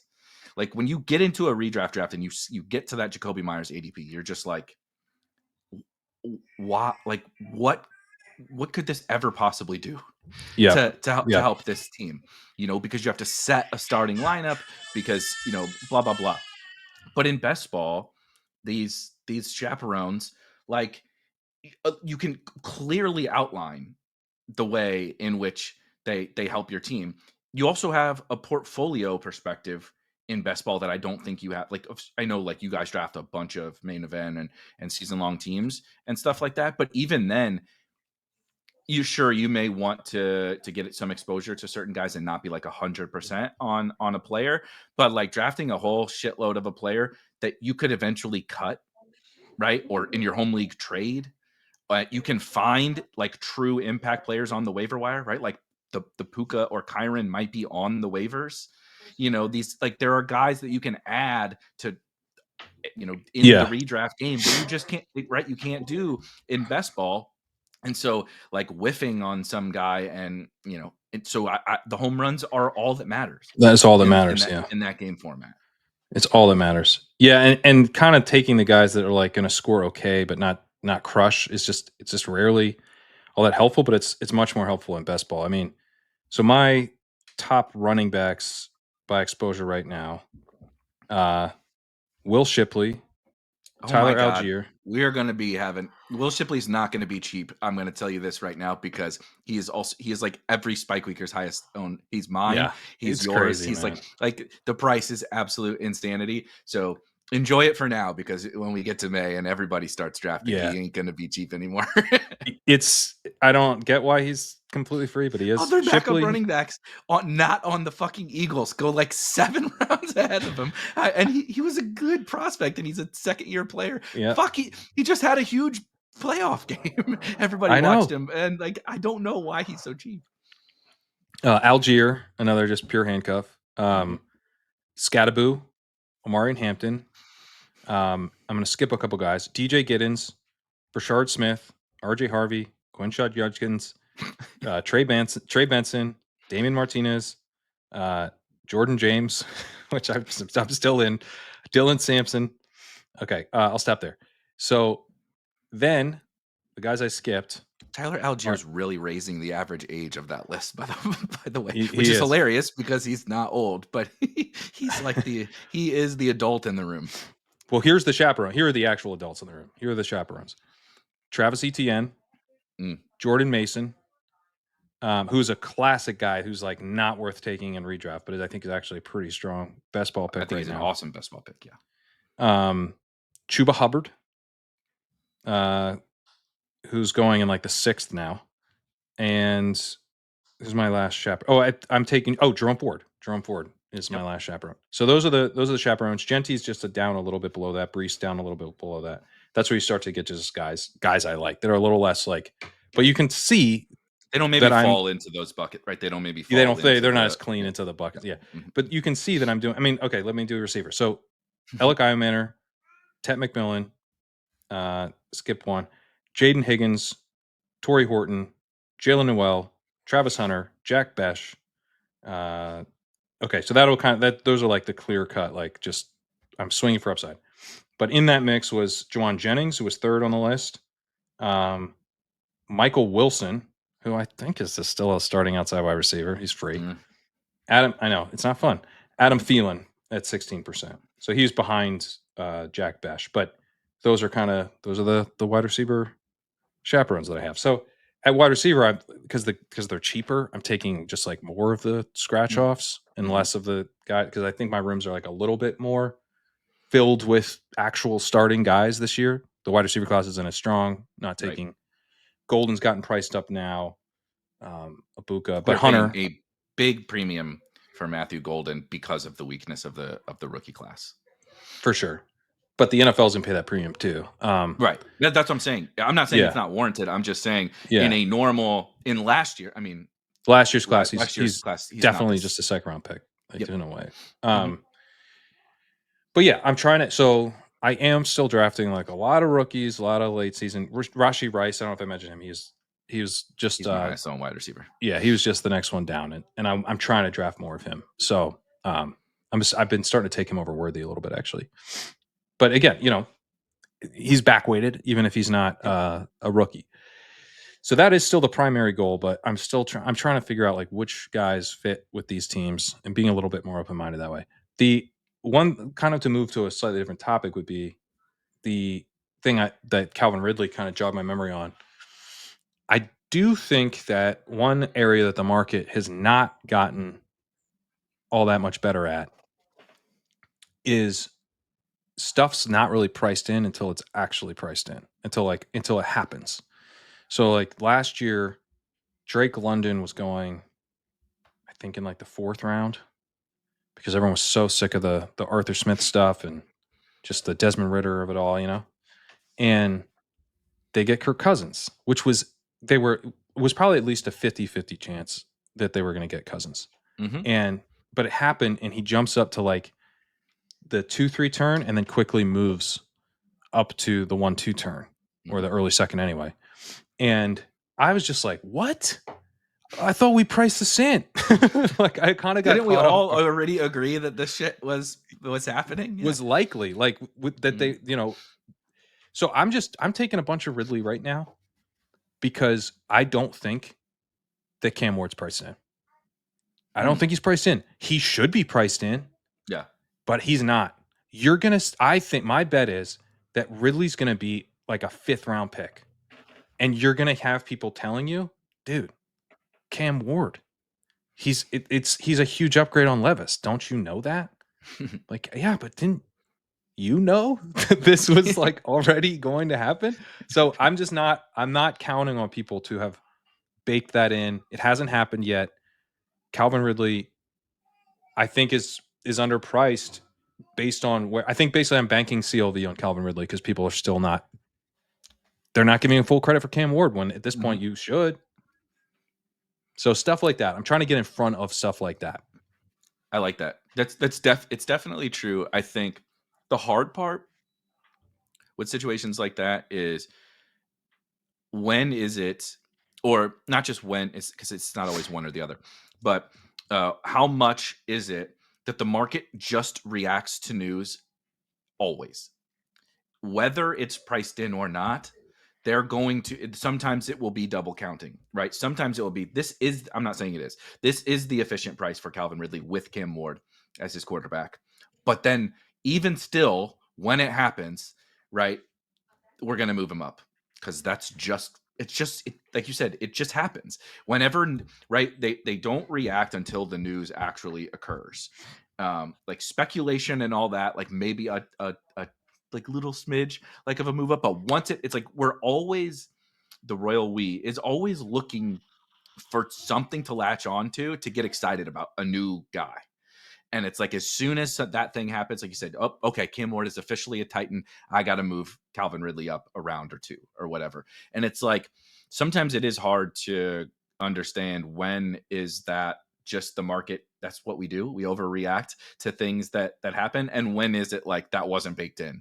That wasn't baked into the price. Do you ever have any like difficulty determining the difference? Well, or from a how CLV much? perspective, it doesn't really matter. But CLV doesn't help if the new price. It does if you don't want to fade a guy. Like I don't want to take Ridley when he's to be honest, part of it is that I think with Ridley specifically is that I think he's probably fine in the 5th round. Yeah. Because it's like Cam Ward provides a ceiling, especially from like Ridley being a locked in weekly wide receiver too. Like just a guy every week we're ranking him at like wide receiver 16, which I could totally see. It's not, I don't really have to squint for that. And I'm not, last year I was like not a Calvin Ridley guy at all, but in part it's because like I think this offense sucks. And, Hopkins, I wrongly thought was, still had more left in the tank than he did. Good God. It happened. It happened quick. Yeah. So that was just a miss. But I'm like, if is he the number one? And even if he is, he's Will Levis's number one. But now he is the number one. Clearly, there's like no one else there. Maybe they take an Ibuka in the second round or something like that. But okay, Cam Ward is still going to be a huge upgrade on Will Levis. So maybe I'm wrong. Maybe, he's not going to be worth like a fifth because Ibuka's there and he's worth more like a mid sixth. I still think he's worth like a mid sixth because of the quarterback upgrade. And his target competition is going to be rookies. There's no one else on the roster. Like Keenan's not going there. Who gives a fuck about him? Yeah. Like it's only rookie. The only path is rookie competition, which is fine. Which is fine. Who cares? I don't think he has that much upside. I think the upside is what I described, is that he's like a locked in wide receiver too. That's like your upside. But that's still pretty valuable in round 7, which is where you can get him round 6, 7 turn. In this market, right? Where we talked about we're paying 1-2 turn prices for Drake London and Marvin Harrison. Yeah. And, second Jalen Waddle is finally cheaper, but has been in the second round, right? The wide receiver 2s on good offenses and condensed offenses. Like every 49er wide receiver until this season was a second round. Like we had to pay through the nose for talent wide receiver. So, you have to adjust for that. This isn't 3 years ago anymore. Exactly. So I don't think I'll probably, like, if he does go 5th round, I won't like have much. But that's just one where I'm like, I think it wouldn't be crazy. Especially if they don't take a second round receiver and maybe they add someone in the 3rd or 4th round. And he's just like, dude, we could talk about like high 20% target share and Cam Ward could be good.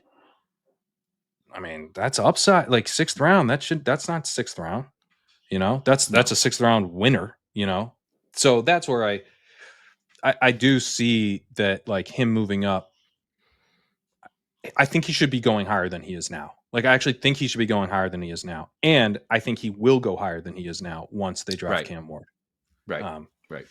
It's funny though, because I ultimately then would, like, if he moved up like 15 picks, I'd be like, okay, I'm good. Like, I don't need to, like, I'll mix him in, but which is kind of like, it is annoying to like find guys that you're like taking that you think are basically like a round underpriced instead of like 4 rounds underpriced. I prefer 4 rounds, but they are harder to find.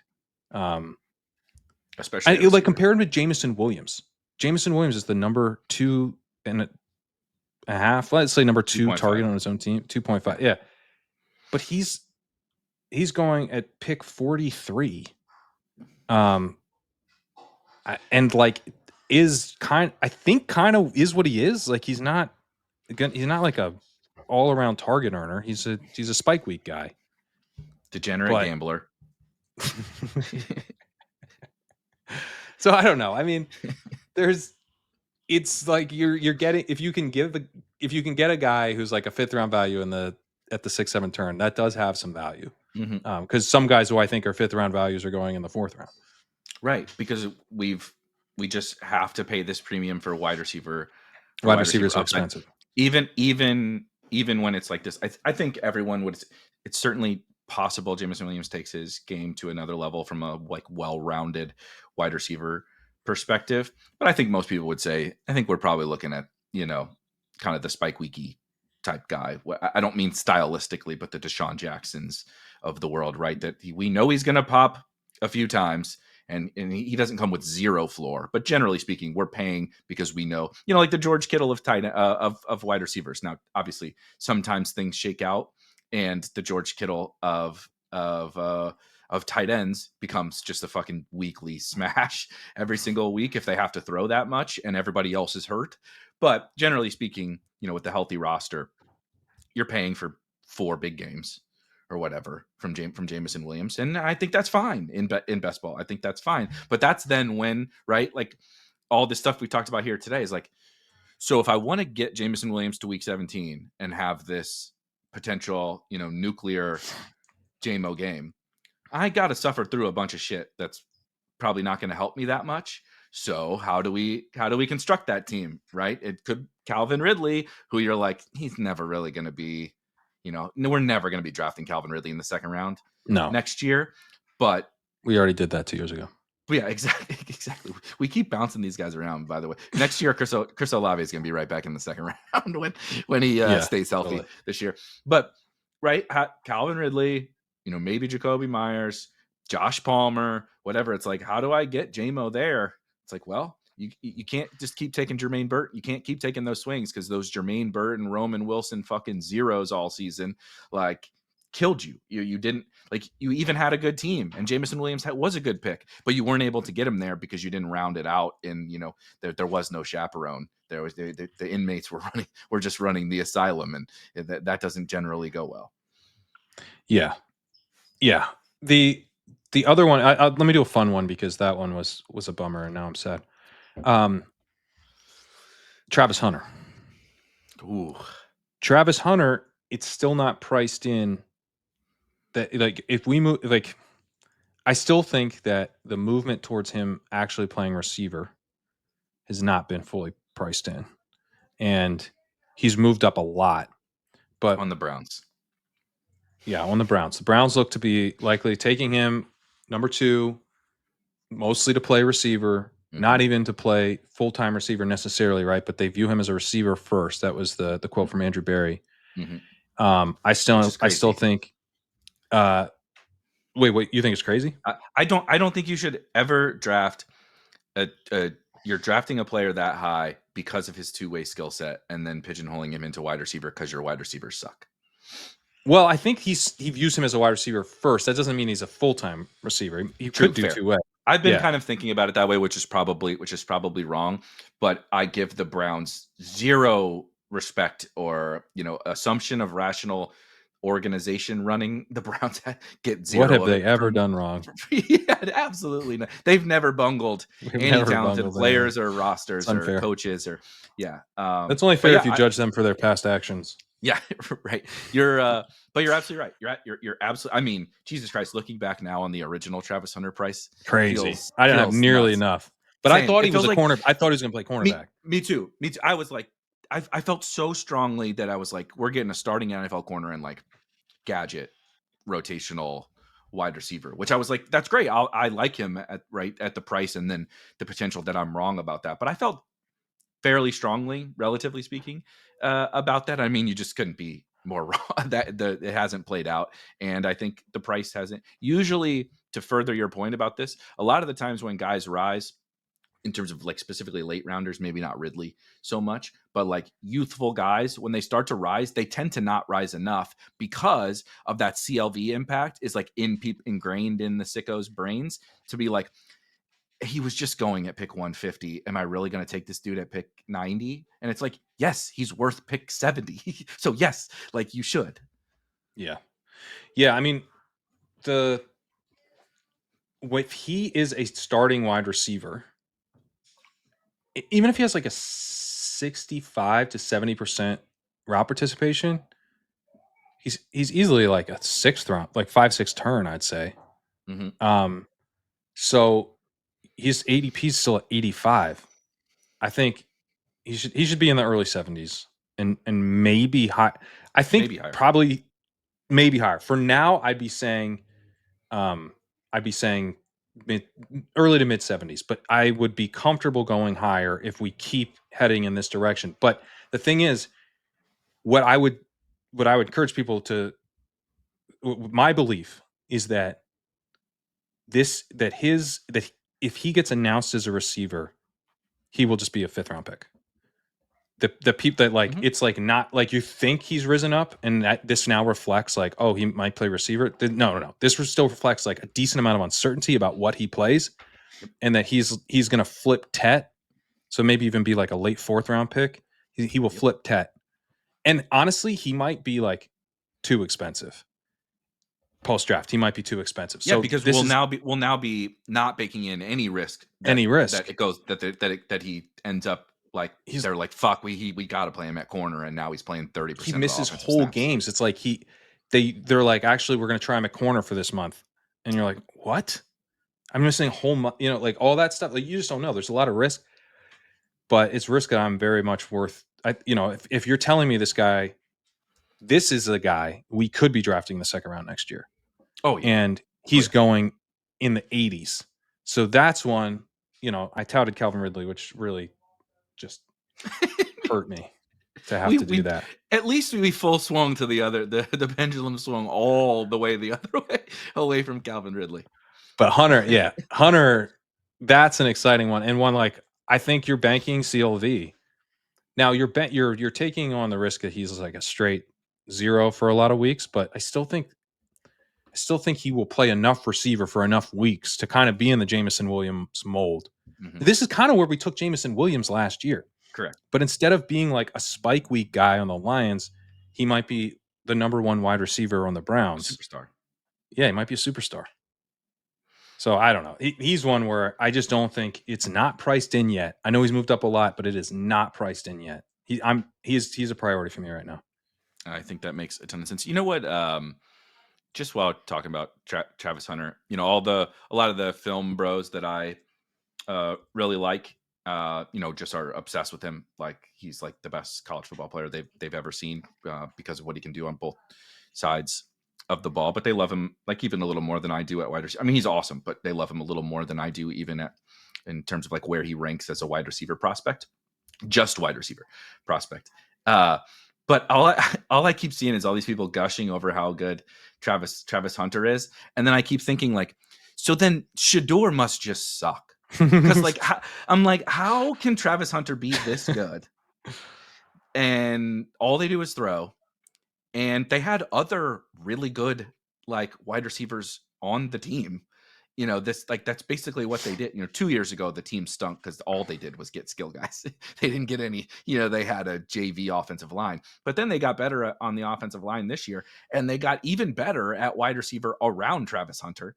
And Travis Hunter's numbers are good, but it's like from an efficiency perspective, it doesn't like Marv and Neighbors and even Rome and those guys were better than Travis Hunter was, just straight efficiency.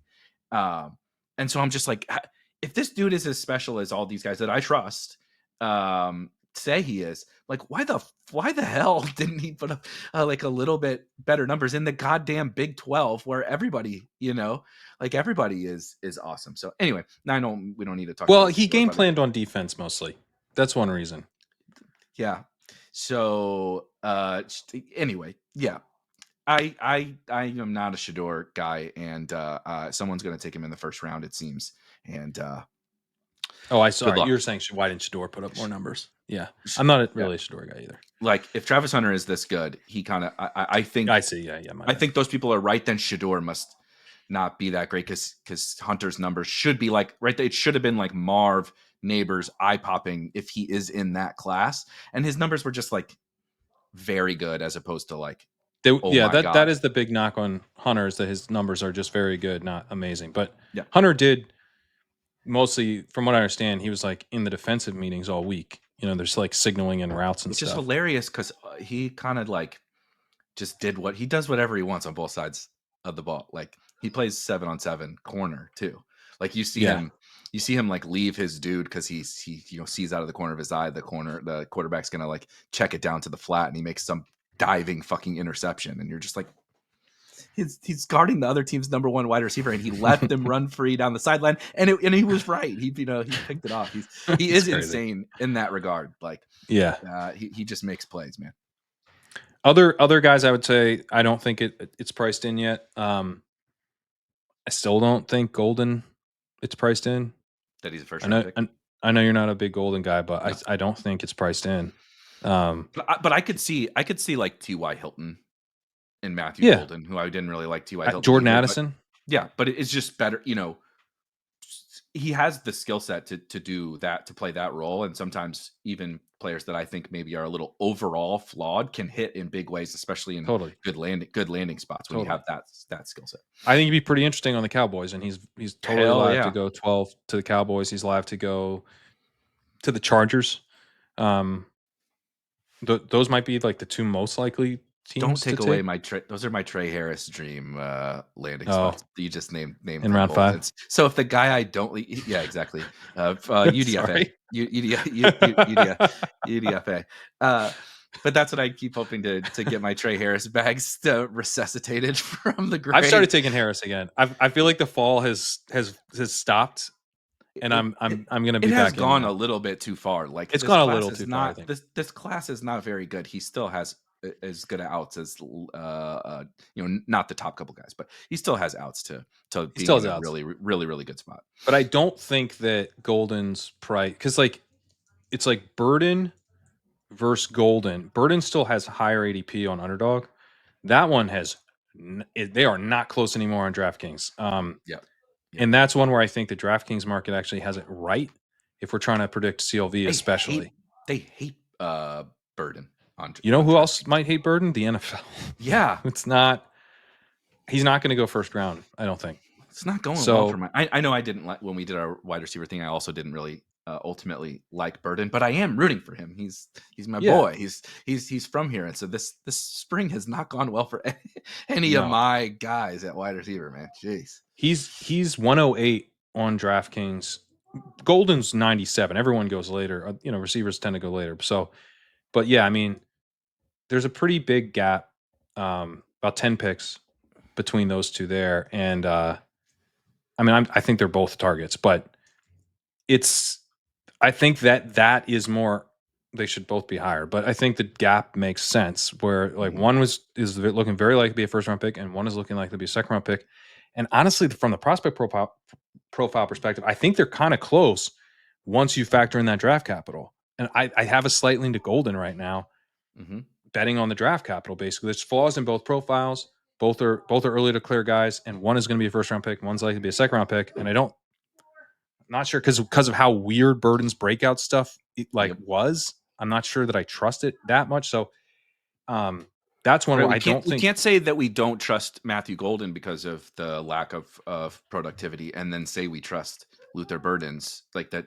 That's Yeah, being pretty could, hypocritical. I know he put up yeah. more production, but the way in which The Burden way did he it is did it it's is just as concerning. concerning. Yeah. Yeah, more concerning the way Matthew Golden produced in a way that's more like applicable to the NFL game, but he Yeah. did less of it. Stylistically Burden, applies. It just wasn't the bag was less full, but it was at less least it was a full. bag that holds the goods. Yeah. Burden's bag's got a fucking hole in the bottom of it. He's trying to jam more. He's trying to jam all your hamburger ingredients you were talking about earlier into it. Yeah. So, so I think though that group, and those two in particular, I think are probably well, and Ibuka's not going to be an early first round pick, but he might be. I think his over under is in the late 20s now, and he might be a first round pick. I think he goes ahead of Burden, would be my guess. I Not a like him lock. better. Yeah, I like him better. Yeah. And also his profile is so much safer that I think he's probably reasonably priced. Mhm. But Golden, I think, moves up and probably in a way that I'm ultimately uncomfortable with.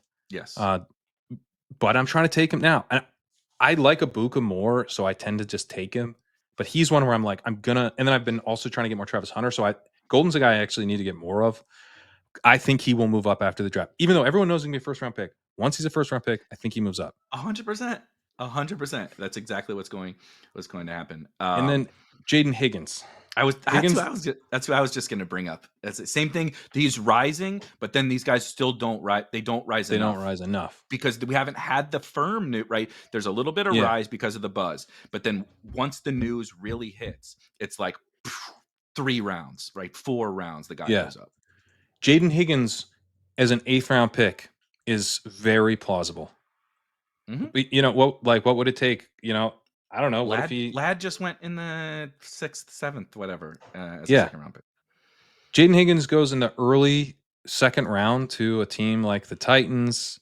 You know, I just Patriots. talked about how there's clear targets available. Patriots, dude, he projects like for 1 million targets now. Like, what are you not? He's a second round receiver. He projects for 1 million targets. It's like, oh, yeah, well, we already knew he was going to be a second round receiver. So I don't know. I think it's going to be.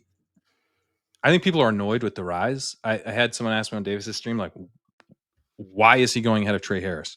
Because he's live to go early second, and Trey Harris isn't. Right. I think Trey Harris could go second round, but I would be kind of shocked if he was like, goes to the Patriots in the early I think second. he's probably going to go in the 3rd. Yeah, Just I think my guess. he probably goes in the 3rd. But I mean, I don't Which know. is Like, fine, but you really, yeah. the sweet spot for like, okay, this is a major home run is that early second. If you can sneak that early second, because it's usually that team, right, that like the Patriots, like that's got this gaping hole at wide receiver because they're the shitty teams, or it's like sometimes it's the Bills who are an awesome team but need the why. It's like they prioritize that spot. They didn't get T Mac right or didn't get BTJ or whoever, and they're like, we got to get Lad here, like right now. We got to get T Higgins here right now. And it's just like, it's maybe I'm latching on to the hits there because there've been misses too, like what's Mingo Well, and shit. Coleman But was a miss. Yeah. yeah, Coleman and Mingo. It's not foolproof, but that's like just such a good sweet spot for this. Like you almost always get the projectable volume and you still get the really good prospect together at that spot. Xavier Worthy was going around like the hundreds to close the big board, I believe. Um, this is from memory, but I'm pretty sure that's right. Who was the other guy? Lad was going around that range. And Coleman was I think going around that range. I think he actually even went a little higher because I think Coleman he was kind of He was polarizing. the Matthew Golden, the very Yeah, polarizing type player that we thought would go first round or yeah. early second. But I think we draft the draft capital ultimately, and Higgins Mhm. looks like he's looking like an increasingly good bet for draft capital. Obviously, I don't know. Like I could be wrong. He could go in like the late second. Maybe he falls to the third even, but I think he's going to get drafted in that early to mid second. And I don't think we're going to pay 135 ADP for No. Jaden Higgins. We're just not. So I don't know. I mean, I'm trying. He's a big target for me right now. It doesn't mean that I have to be like massively overweight on Jaden Higgins over the course of the entire offseason, but I have 22% right now because I'm just like, just give me a second round pick, and you're letting me have him in the 130s, and you were letting me have him in the 170s before, but now they're not that big of a difference. I don't want to have to be like, I don't have any Jaden Higgins, and so now I'm gonna have to take him in the eighth, ninth round. A prospect profile that I don't love. It's Yeah, it's fine. fine. Mhm. Kind of like an early second type of, with that draft capital, kind of an early second round dynasty pick. Like could be something, could be nothing. Yeah. But someone, I think that he's like well priced for what the bet is now, and you're banking that like other people. I know it's different tournaments and everything, but you're getting your Higgins exposure at a nice price to where You you still don't want to feel like get you it have at a to better. chase it. Yeah, exactly. Yeah. Exactly. It's still good to get the cheapest price, even if the other people got the cheap price too. Like it's still good for your teams. You know what it's kind of like? It's like when like the Chargers, they bring in Najee, and is Najee like like, oh my god, what a steal, you got Najee. But they got Najee in, he's cheap, and now in round one they can sit there and they can take Colson Loveland, they can Mhm. take Matthew Golden, they could take Ted McMillan, whoever's there, right? And running back's not a need. It's like they don't feel any of that desperation. That to me is like we're getting the Higgins taken care of. I have some Higgins. I'm not desperate. Yeah. If I need, if I want to mix them in later, I can take, kind of a little bit, the equivalent of a day three running back instead of spending a ton of my hard earned Best Ball Mania draft capital on this guy. 100%. All of this is also something like as we're talking through, and I kind of keep saying like I don't like that prospect or he's fine or whatever. Um, I will say that that's a big thing, and I think probably a leap that I've made in my best ball game, but also something like that's kind of changed over time that made it happen. When the market a few years ago, when the market was like so frequently just wrong about these player prices, right? When Jamar Chase is going in the fifth round, when T Higgins is free, when blah blah blah, when all that, it was like I don't really got to dip into the guys I don't love, right? I don't have to dip into these because the really good rookies are just freely available at really really good prices, right? Or the the best week 17 bets, all that kind of stuff. I didn't need to go like, I didn't really like that guy, but I'm still going to get my exposure because, you know, what if I'm wrong, right? The market is efficient on these prices.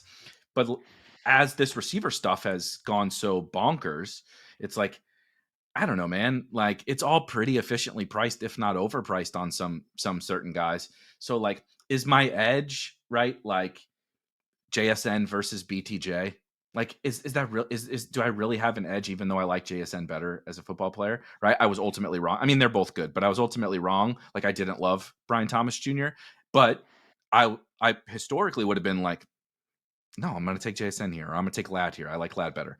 I'm like, I'm going to take those guys better over them, and it ultimately wouldn't have mattered that much last year with that little 1v1v1 situation. But it's like, just take your medicine, man. Like, Yeah. BTJ's he's a first round pick, right? That's a Jaden Higgins. If he's an early second round pick, like yes, you got this really good price here in the big board. But even over the summer, like he's a second round pick to the Patriots or whatever. Like, I'm just gonna take, I'm not gonna take 20% of the dude because I like, Right. I He's didn't like fine. him. He's fine, and we're paying a decent premium. But also, like, don't be so stubborn.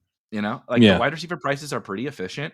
He clearly can have a great season, right, in that spot. So take your 5 to 8% and not every Yeah. player in the That's what player I'll pool is take if he your goes to the edge. Patriots for sure.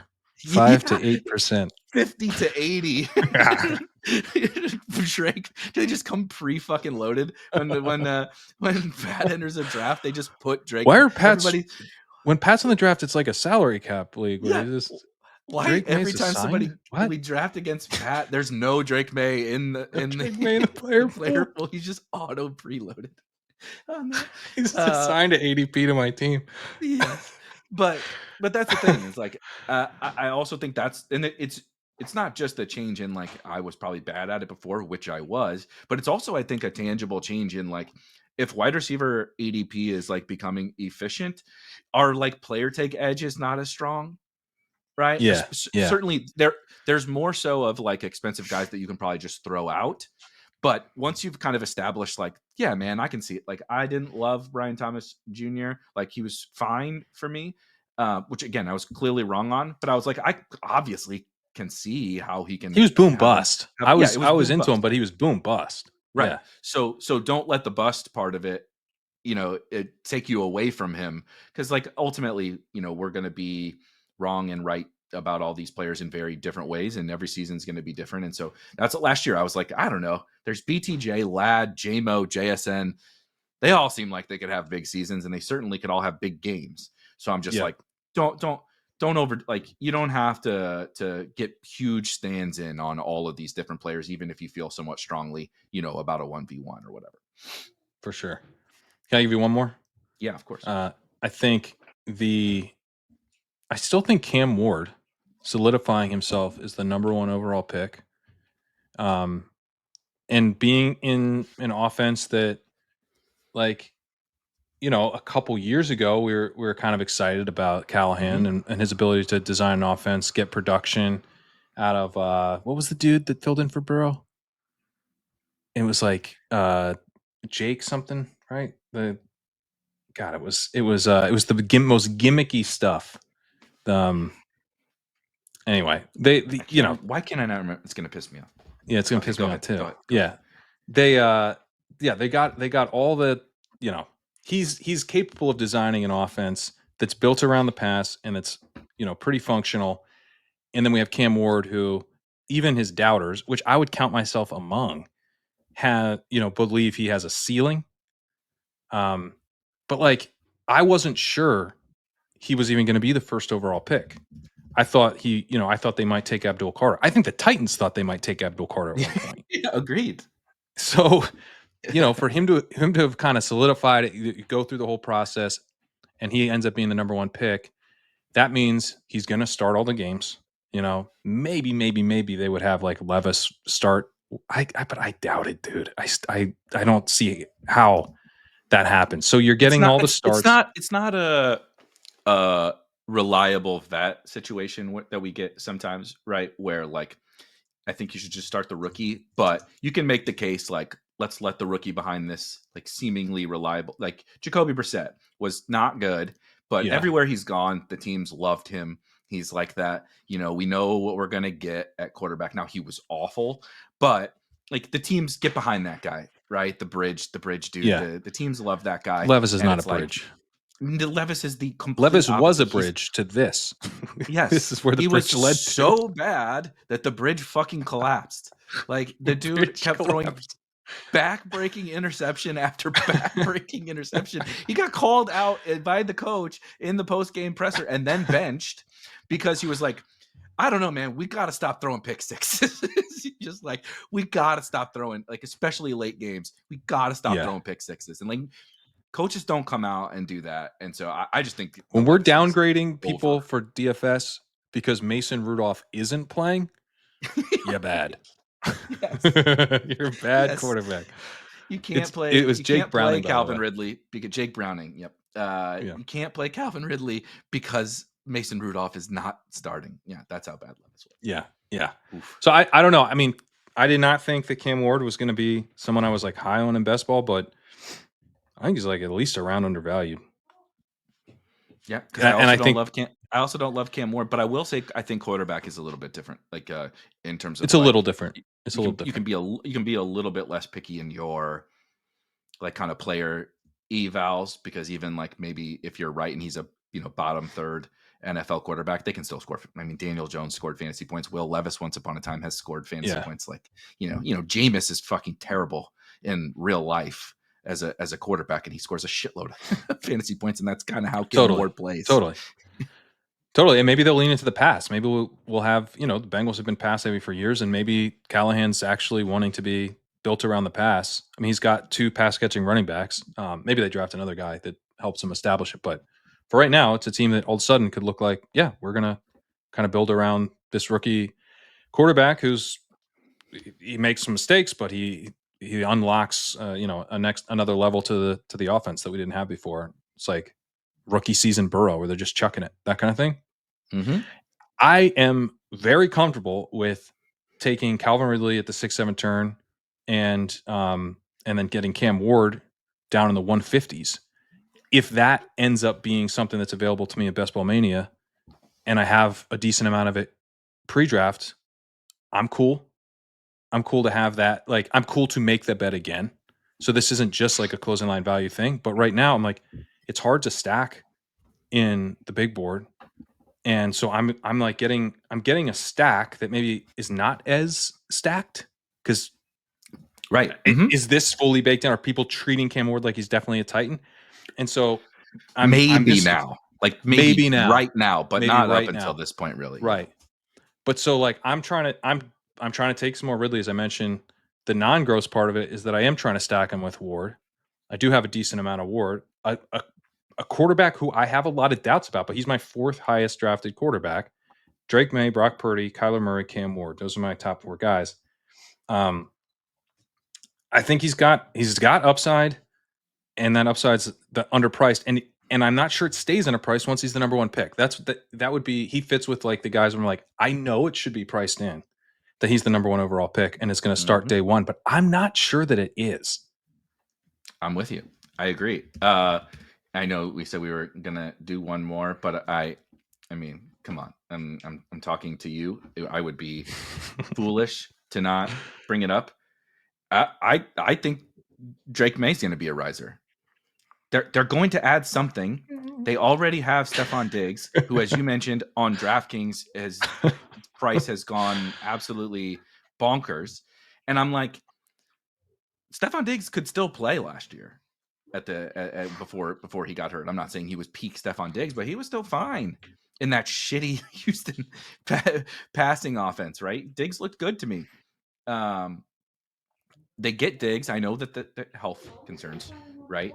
But going to upgrade the offensive line, assuredly going to add more weapons, coaching upgrade, second year, he's going in the 120s. Dude. Like, we used to price up, like, Caleb Williams as a rookie was going in the 90s. And Drake May, after a year where he looked awesome in a total fucking, the house is on fire. He looked awesome despite everything. Everything was burning down around him. And he's like dodging all the fire. He's in the house trying to escape. It's fire everywhere. And he's avoiding all of it. And we're like, not really, like, the QB 16? Like, that's crazy to me. I don't see a way in which he doesn't rise. Also, everyone knows, how I feel about Drake May, and yes, he is my highest drafted quarterback by a good margin. Only 27% though, which isn't, as high as I know. It is kind of cowardly, to be honest. Like But Kyler is going at 90. What the fuck has Kyler Murray done in 3 seasons to be like well, he Kyler runs. is He does you, run. a little, like not even that much anymore. Like Kyler, Yeah, not as much as he used to. Drake May runs. Drake May runs. Drake May Drake runs. May Like runs. Caleb was worse than Drake May last year for fantasy and for real life football, but he got Ben Johnson. So we're like, oh, problem Yep. solved. Drake May gets a coaching upgrade. Drake May gets talent upgrade around him, and it's not problem solved for him. Like I just don't think that The maybe those line other is guys still a shouldn't. major concern. Like if I'm making the bear case, the line is not fixed at all. They're counting on the draft to fix it, but Yeah. it's not impossible that Hunter or Carter is there. It's looking increasingly less likely, but it's Yes, not impossible. It's also not impossible that those two guys go and the Patriots trade down and bungle Mhm. it and miss the tackle that they want. That's true. And so it's like not a guarantee that they get a tackle at 4, even though that is likely. And then it's possible that in round 2 they take a receiver and they don't take a guard, or whatever. And they could really use multiple additions to the offensive line. They also I the think right they go tackle is O-line, receiver. that would be very smart. Yeah. But even that That's would what leave I would do, Morgan yeah. Moses at right tackle, who's like super old and injury prone and everything. So it's not a lock to work. But yeah, I mean he's if I were doing the rankings, I would have him ahead of a lot of the guys that he goes behind. Like a lot. I I mean, think Justin he's Fields. probably 30 picks underpriced. Like, Justin Fields, like, Jordan Love. Yeah. Like, I mean, and maybe I'm not even saying that those guys should be cheaper. I just think he should be more in the, like, I really like Bo Nix. Like, but, like, Yep. Bo Nix, Kyler Murray, like, why I don't know why they're 3 rounds more expensive. Like, that's They a big shouldn't be. gap. They shouldn't be. Yeah. And I so like Bo Nix too. I think people will get hip. I just think people will get hip to that because like Fields, there hasn't been a lot of main news to your Right. point, and maybe we won't get, but I just don't see how we don't get some tangible news that's an upgrade for him, like we Yeah. got for some of these, like Caleb got, right? Honestly, part of it too is that I think all of these guys, especially if you have the any kind of stacks set up, like I think that it's very strange. Like I look at quarterback, I think Mayfield is sort of weirdly overpriced. Nix is kind of weirdly a little bit overpriced. But I do take him if I have him stacked. I just don't have a lot.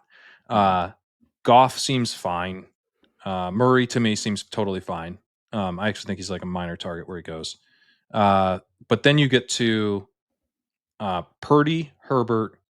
Um, this is in order of the way we have it ranked. Purdy, Herbert, May, Love, Prescott, Stroud, Lawrence are all like clear cut targets where Yeah. they go.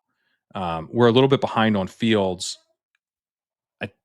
We'll see what happens. He's a guy where like I don't know if people are factoring in any risk of them drafting a running back around 2 or 3. He's the QB 13. Yeah, That would be so pretty hefty for a guy with Jesus Christ. We're doing Yeah. Trey Lance all over again. That's one where I think we're doing Justin Fields in the big board again. This is what we did last year in the big board early on in the big board before he didn't have a team. Shit. Um, He was a yeah, great pick at the start of the big board, though. Justin Fields, awesome pick at the start of at the start of this year's big board. this year's big board. Yeah, He yeah, I agreed. was Yeah, completely free, and now he's the QB 13. yeah. So he's one that I'm willing to kind of wait until after the draft. I think he'll most likely fall some. But yeah, anyway, there's like a ton of guys that I think are underpriced. And so I wonder how much May even has room to rise because I think like That's true. you could make like Herbert should rise. Mhm. Like if they draft anybody, Herbert should clearly That rise. little I think bucket from 90 to 130 Yeah. or whatever is awesome. Dak, if they're very likely to take Tet or Golden. Maybe they go running back or defense, but most likely, we're looking at a receiver there. I think Dak moves up after they do that. I think Lawrence, I don't really get why Lawrence goes where he goes. He goes in the 130s. I think he's probably 20 picks underpriced. At 20 rounds. Everybody 20 is, rounds. He's 20 rounds. He should be before the draft even starts. See, he's coming. We're going to get all the Pats teams preloaded here by the end of this episode. Lawrence Drake May and May. Trevor Lawrence are just on there. The mark is just sick of Trevor Lawrence. They are. They're tired. They're burnt out. They are burnt out on him. which means it's usually a good time to buy. But no, I think that's something we'll be discussing a lot. Is how good Look, the elite quarterbacks are great. Nobody has anything negative to say about Josh Allen and Lamar and Jane Daniels and stuff. And Hurts, especially now that the tush push is continuing. But it's just hard for me to take those guys, given the wide receiver issues we've outlined on this show today, especially if you want to take an early running back at all, given that from whatever Baker, Nix, Kyler, etc., all the way on down. I mean, we didn't even really talk about JJ McCarthy and Michael Penix and totally. Those guys look good. Yeah, there's so many good quarterbacks from round 8 on. Yeah, I think you want to take care of quarterback a little bit before the end. But even now, I mean, Carr looks a lot safer. I guess we'll see after the draft. They're alive to take a quarterback, but probably in round 2 or so, and he wouldn't fall that much. And he probably keeps his job through the end of the season. We'll see. Maybe not. I don't have a ton of Carr, but I do think he's draftable. And he's at 193. So it's really until you get to the end. I'm trying to avoid taking Shedeur, Dart, Rodgers, Russell Wilson. Russ. Yeah. But I have taken Dart a little bit. I was taking Shedeur a tiny bit before. The grossest thing I've done is a quarterback 3 with Purdy, Lawrence. I have taken a double stacked, maybe even a triple stacked Daniel Jones. Oh God. We're going to save that one for another day, but that has been a hot button issue in the old Spike Week Discord, is what to do with the Colts quarterback room. Jones is more likely to start at the end of the year, isn't he? I think so. Anthony Richardson is the new young guy that gets benched. Yeah. Again. But he potentially scores so much. I think he's still somewhat draftable. Let me see. I think we're behind, but not crazy. We have him at 184. His ADP is 166. So we're pretty far behind, but I have taken him. I only use Jones as a bailout option. I'm pretty sure that perfectly summarizes your point of, I think we want to get out of quarterback before for the last several years. And I'm not saying specifically the Colts guys probably, or maybe Shedeur or something.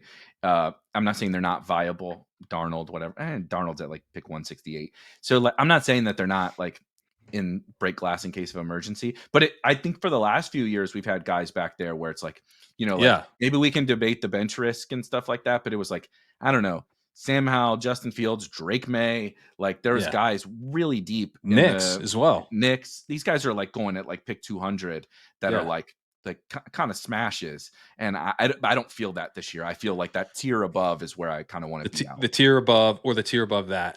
But yeah, I mean, I'm happy to live in the McCarthy, Ward, Stafford, Bryce Young is fine. Geno's fine. Yep. Darnold's actually where it starts to get a tiny bit shaky to me. I think he's okay, but I don't have a ton of Darnold.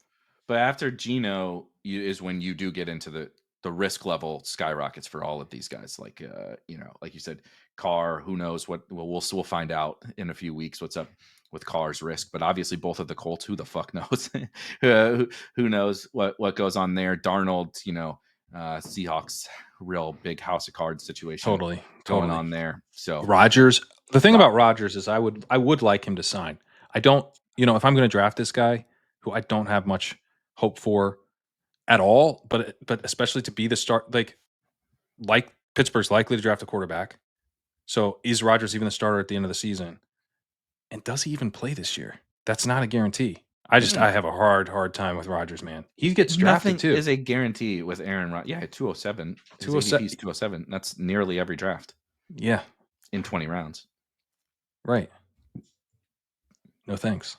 Yeah, he goes ahead of Russ. He could burn me, I guess, a little, but I don't think it's sort of he would have been a nice quarterback 3 to add, I suppose.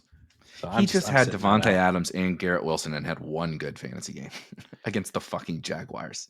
He ain't gonna do it with Arthur Smith, and he's gonna be doing a Ryan Tannehill impression. Yeah. No thanks.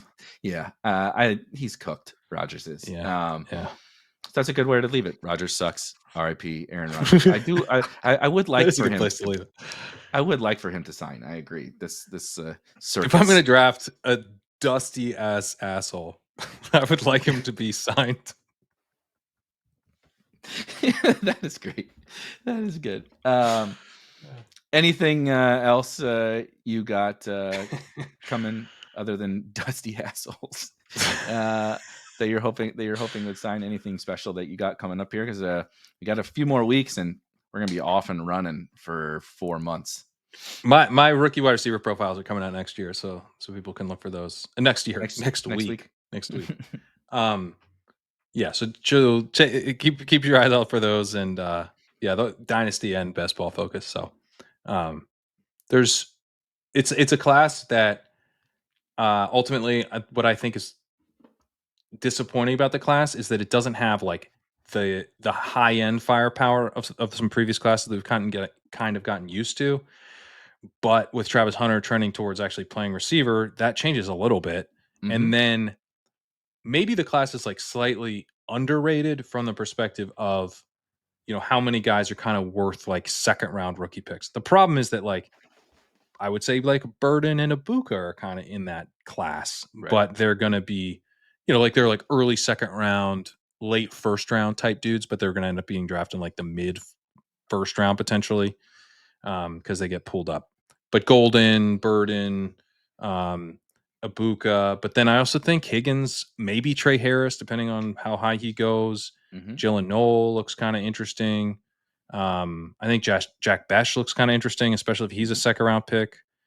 If Kyle Williams is like an early third or maybe even late second, I think he's kind of I interesting can't as like a believe the second Kyle round guy. Williams steam, by the way. It's He was a he fine continues to college steam. player, but everybody loves him. What is he? Chris Sims, like wide receiver Wide 2 or receiver some shit? too. What the hell? I know. I I know know. he's a hot take artist, but Jesus Christ, that's extra hot. It's pretty spicy. I mean, I don't love Kyle Williams, but I think he's like at least kind of depending on if the draft capital goes his way, he's like worth like a late second round pick. And those are I was kind of looking through my wide receiver stuff from previous years, and it's like the guys who are that late second round rookie pick, like that's a pretty good place to concentrate our fire for best ball. It's like that's like maybe I should pull it, but I think that's like where McMillan was last year, and, Yeah, and that kind of hit. because they're cheap and there's like always there's a lot of misses, but there's always There's like a lot, some yeah, meaningful hit. exactly. There's like a lot of misses, but as long as they're cheap, it makes sense to concentrate your fire. So Right. I'll actually pull it McMillan, up. that was your McMillan, Roman Wilson, Jermaine Burton, Yeah, bucket there or whatever. last year, late second round grade: Keon Coleman, Xavier Leggett, Troy Franklin, Jalen Polk, Womp Womp, Roman Wilson, Tez Walker, and McMillan was actually a third. So last year, not so strong. The year before, Mingo, Tillman, Hyatt, Jaden Reed, Rashi Rice, Tank Dell. Oof, The year before wowzers. that, yeah. So that was not Puka. Puka was like lower. I think a third. Unless you Um, drafted your rookie draft like a week before the yeah, season started. a week before the season started. Yeah. Or lower. Yeah, he was lower. So Pickens the year before that. Oh no, sorry, Pickens was early second. Mechie, David Bell, Jalen Tolbert, Christian Watson, Tyquan Thornton. So it's gonna be like hit or miss when you get to that group, but I think like a good spot to where if there's really good landing spots or if you can get good exposure cheap, and then if there's buzz, you want to attack. And right now I have that. Actually, I have Iomanner slightly above that, but he would certainly be like in that discussion.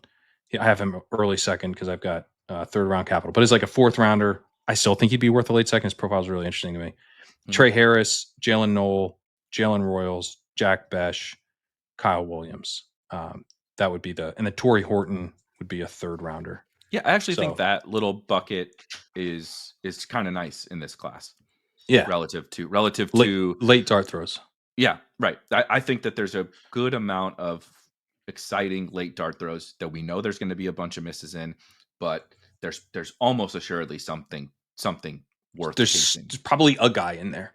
Yeah. So it's worth so yeah, I mean that's like not it's not like the most exciting thing to be like, hey, I think there's might be like one guy who's available cheap, but Yeah.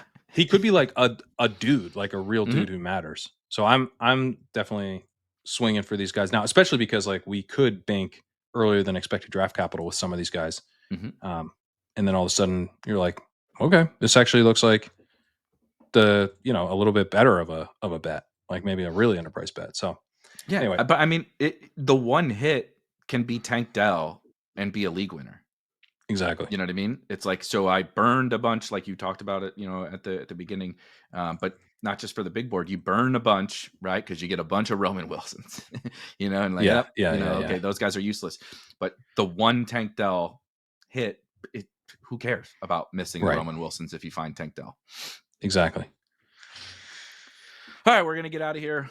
Thank you for joining us here on Legendary Sickos. I will just say, Rob Coakley, my coworker, Sunday mornings for anybody that has, if you're itching to do some best ball drafts, Rob does a Sunday morning show at 10 a.m. that I know is fun. A lot of people just kind of hang out with Rob and do some drafting. I wanted to give that a shout. And I'm in NBA playoff best ball mode, so I apologize for anybody. I'm not at this moment drafting the big board because NBA playoff best ball is one of my favorite formats. So you can check out all that stuff over at Spike League Rankings.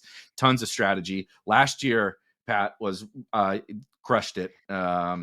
Nobody had the Mavs in the finals. I had the Mavs in the finals, Pacers in the conference finals, Knicks on a run. I went on a bunch of shows and everybody kept telling me how stupid I was for fading Giannis and Embiid and stuff, and then they both lost in the first round. So Nice. that was a fun season last year, and hoping we can run it back again this year. But Pat and I'll be back pretty soon, and man, a few weeks, and we'll be off and kicking with the heat of the summer. So we'll catch you guys next time. Peace.